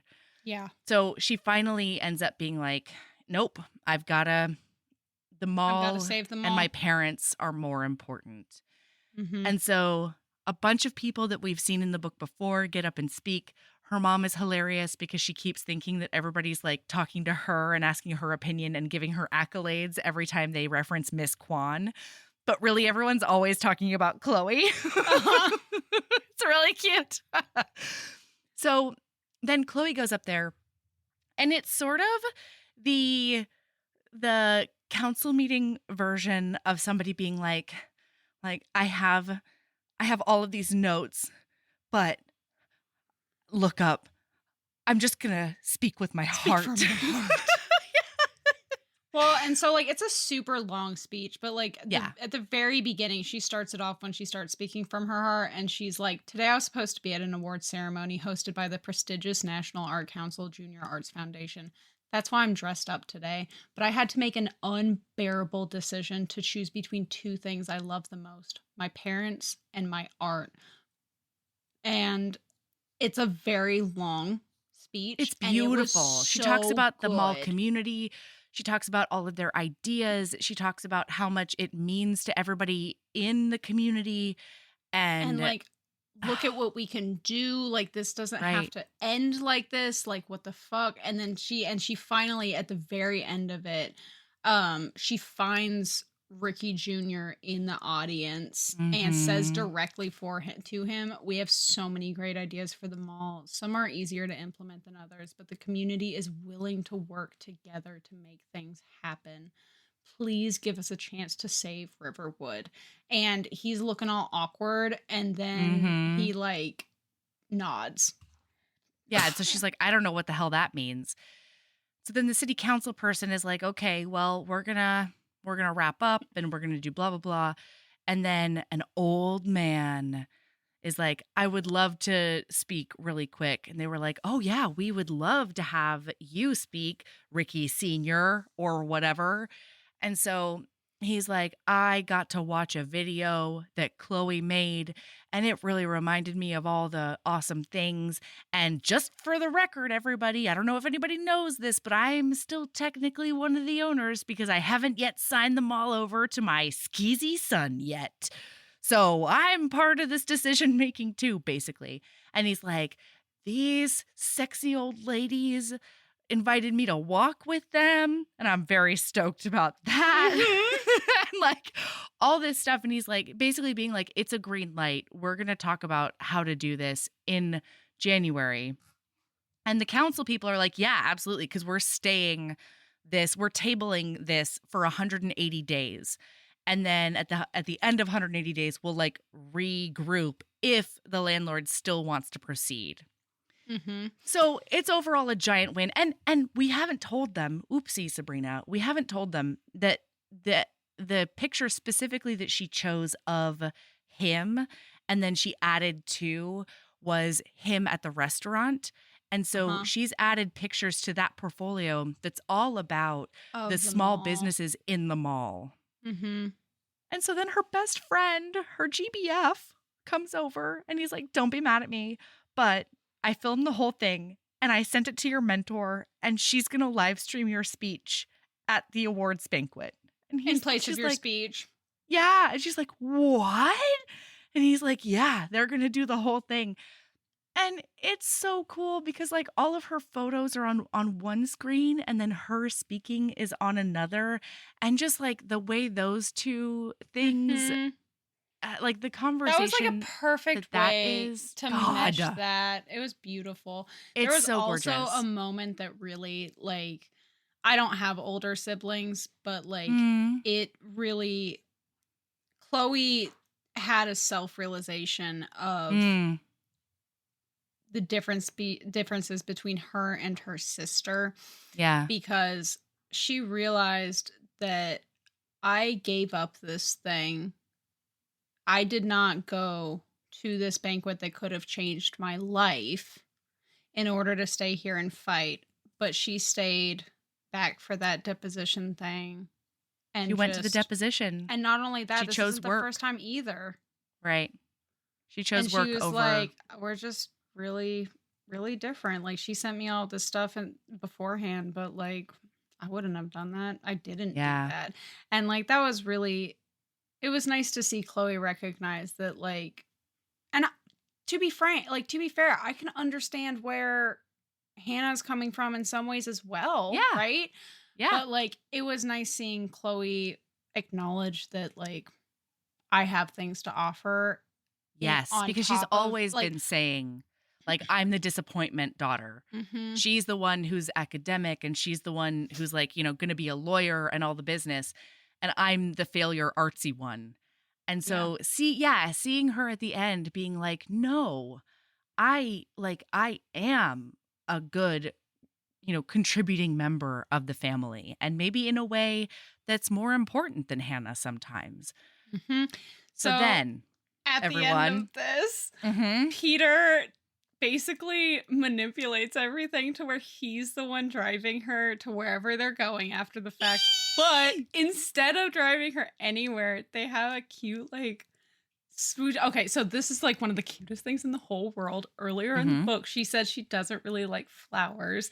She prefers balloons. And so she Mm-hmm. gets in his car and he's like, "Oh, wait, I have something for you." And he goes and opens the trunk and it's like explosion of balloons. A balloon bouquet. And he's like, "These are for you since you hate flowers." And she's like, "I don't hate I don't hate flowers. but okay, that's fine, that's fine." And then This is he's like, also "Oh wonderful." man, wait, hang on.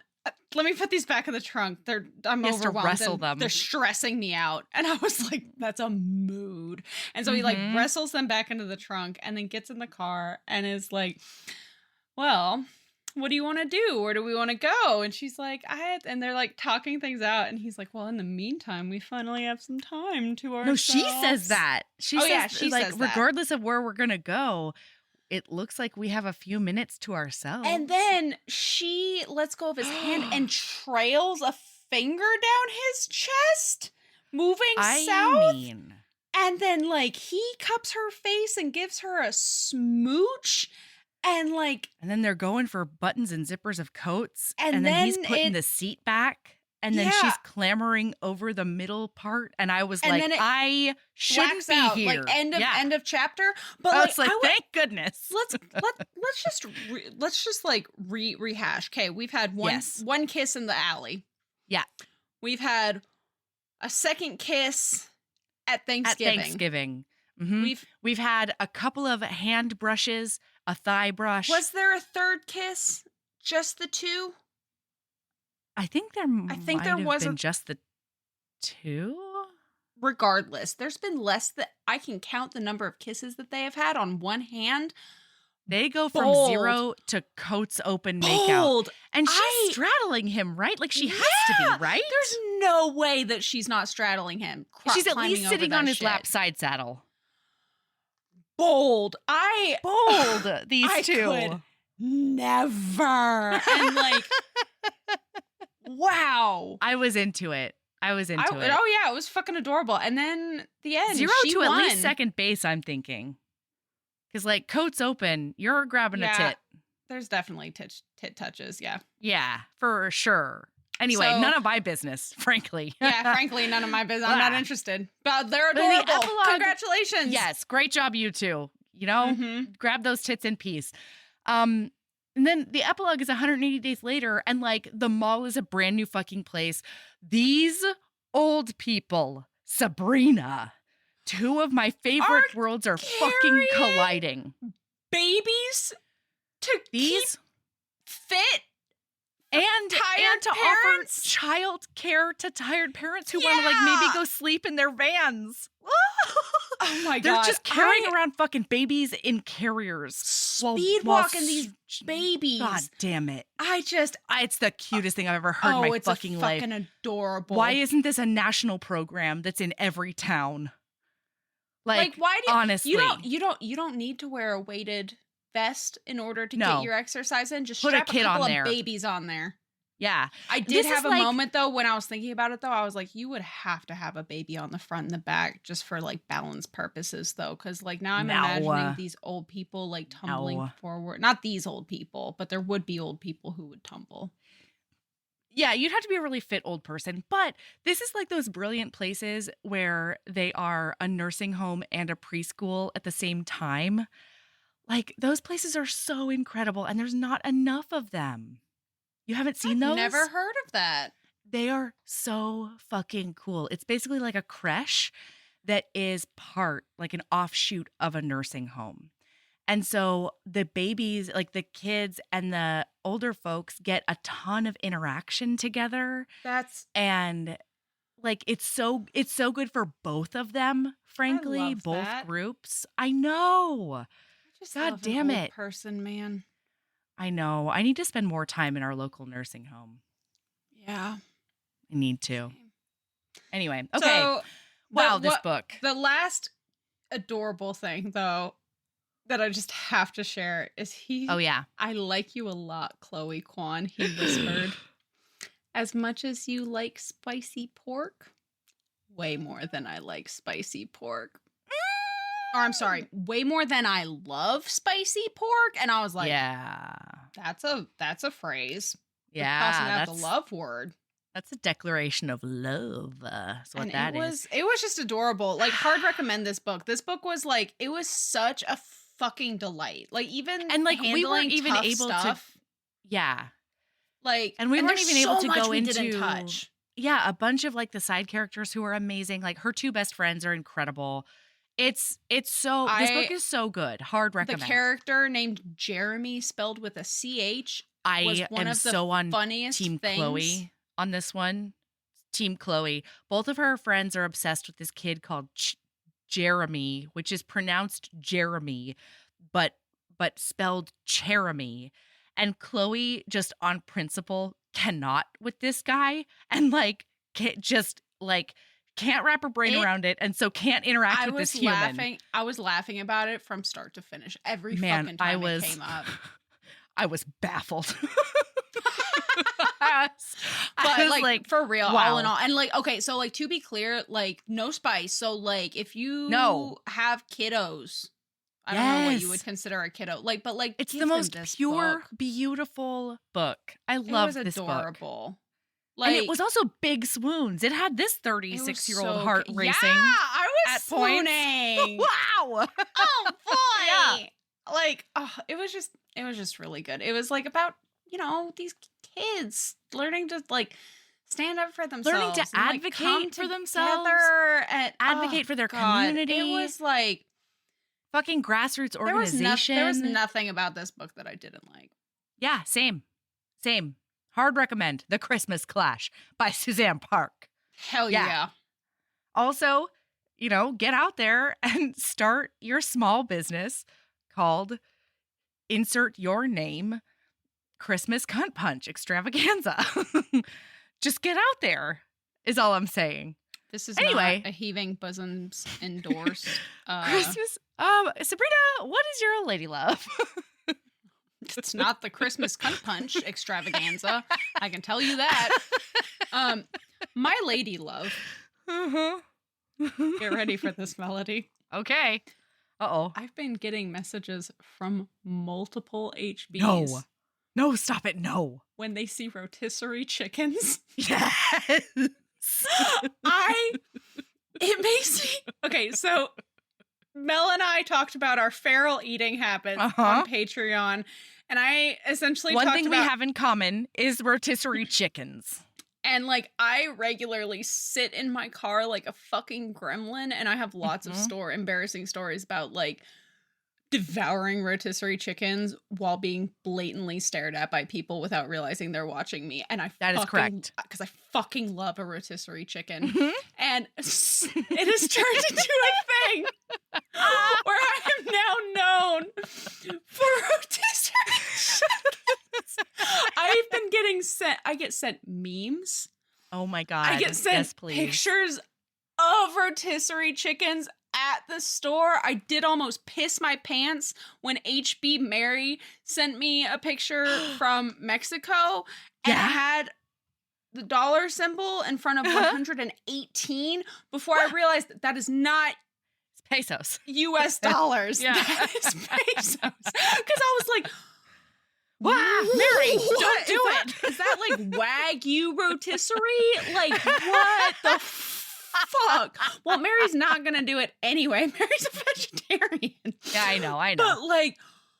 But I just want to, like, that is my lady love. It is that I am now known as a rotisserie chicken lady, and I get messages about people's experiences with rotisserie chicken. I love it. It's the best thing that's ever happened to me. I love it. Oh my Wow. gosh. Well, Oh, mine's boy. lame in comparison to that. Uh-huh. Mine is just like get a haircut and maybe spend the day in the library. 'Cause wow. The other day, we had to like have our electrical worked on, and so all day the house was going to be without power.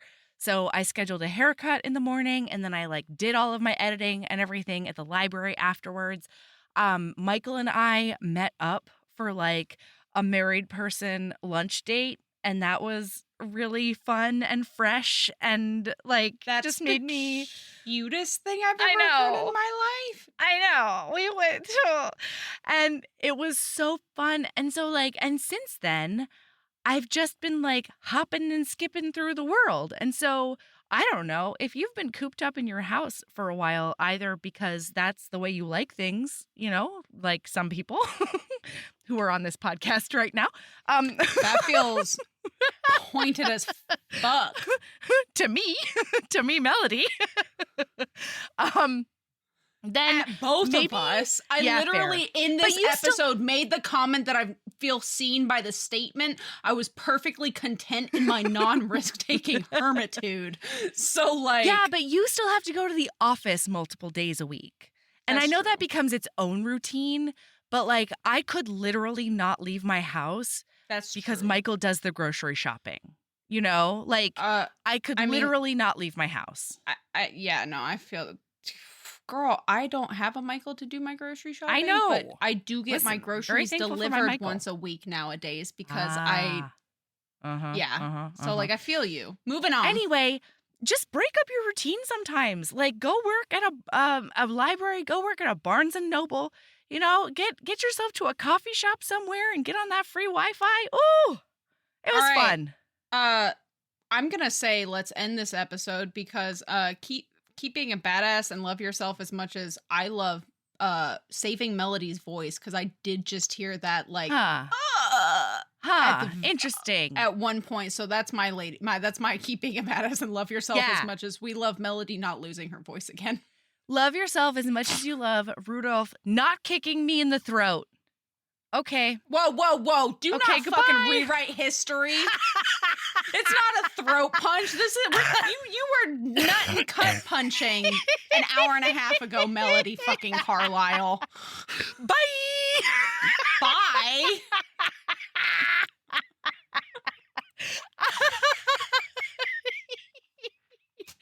Oh shit.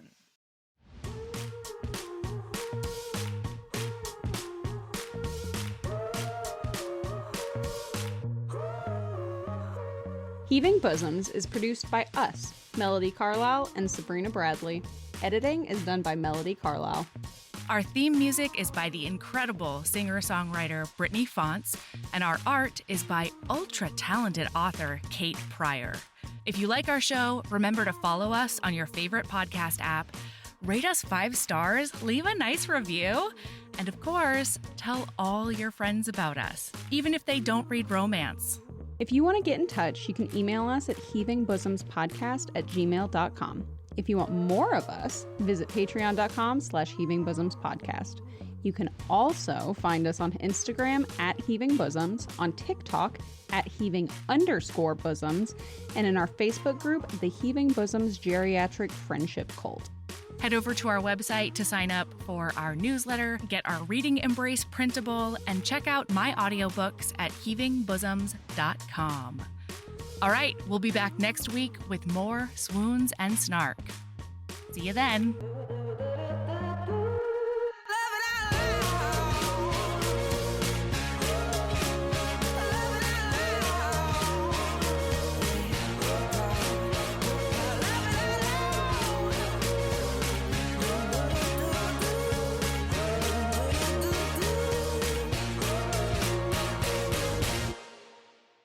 Okay.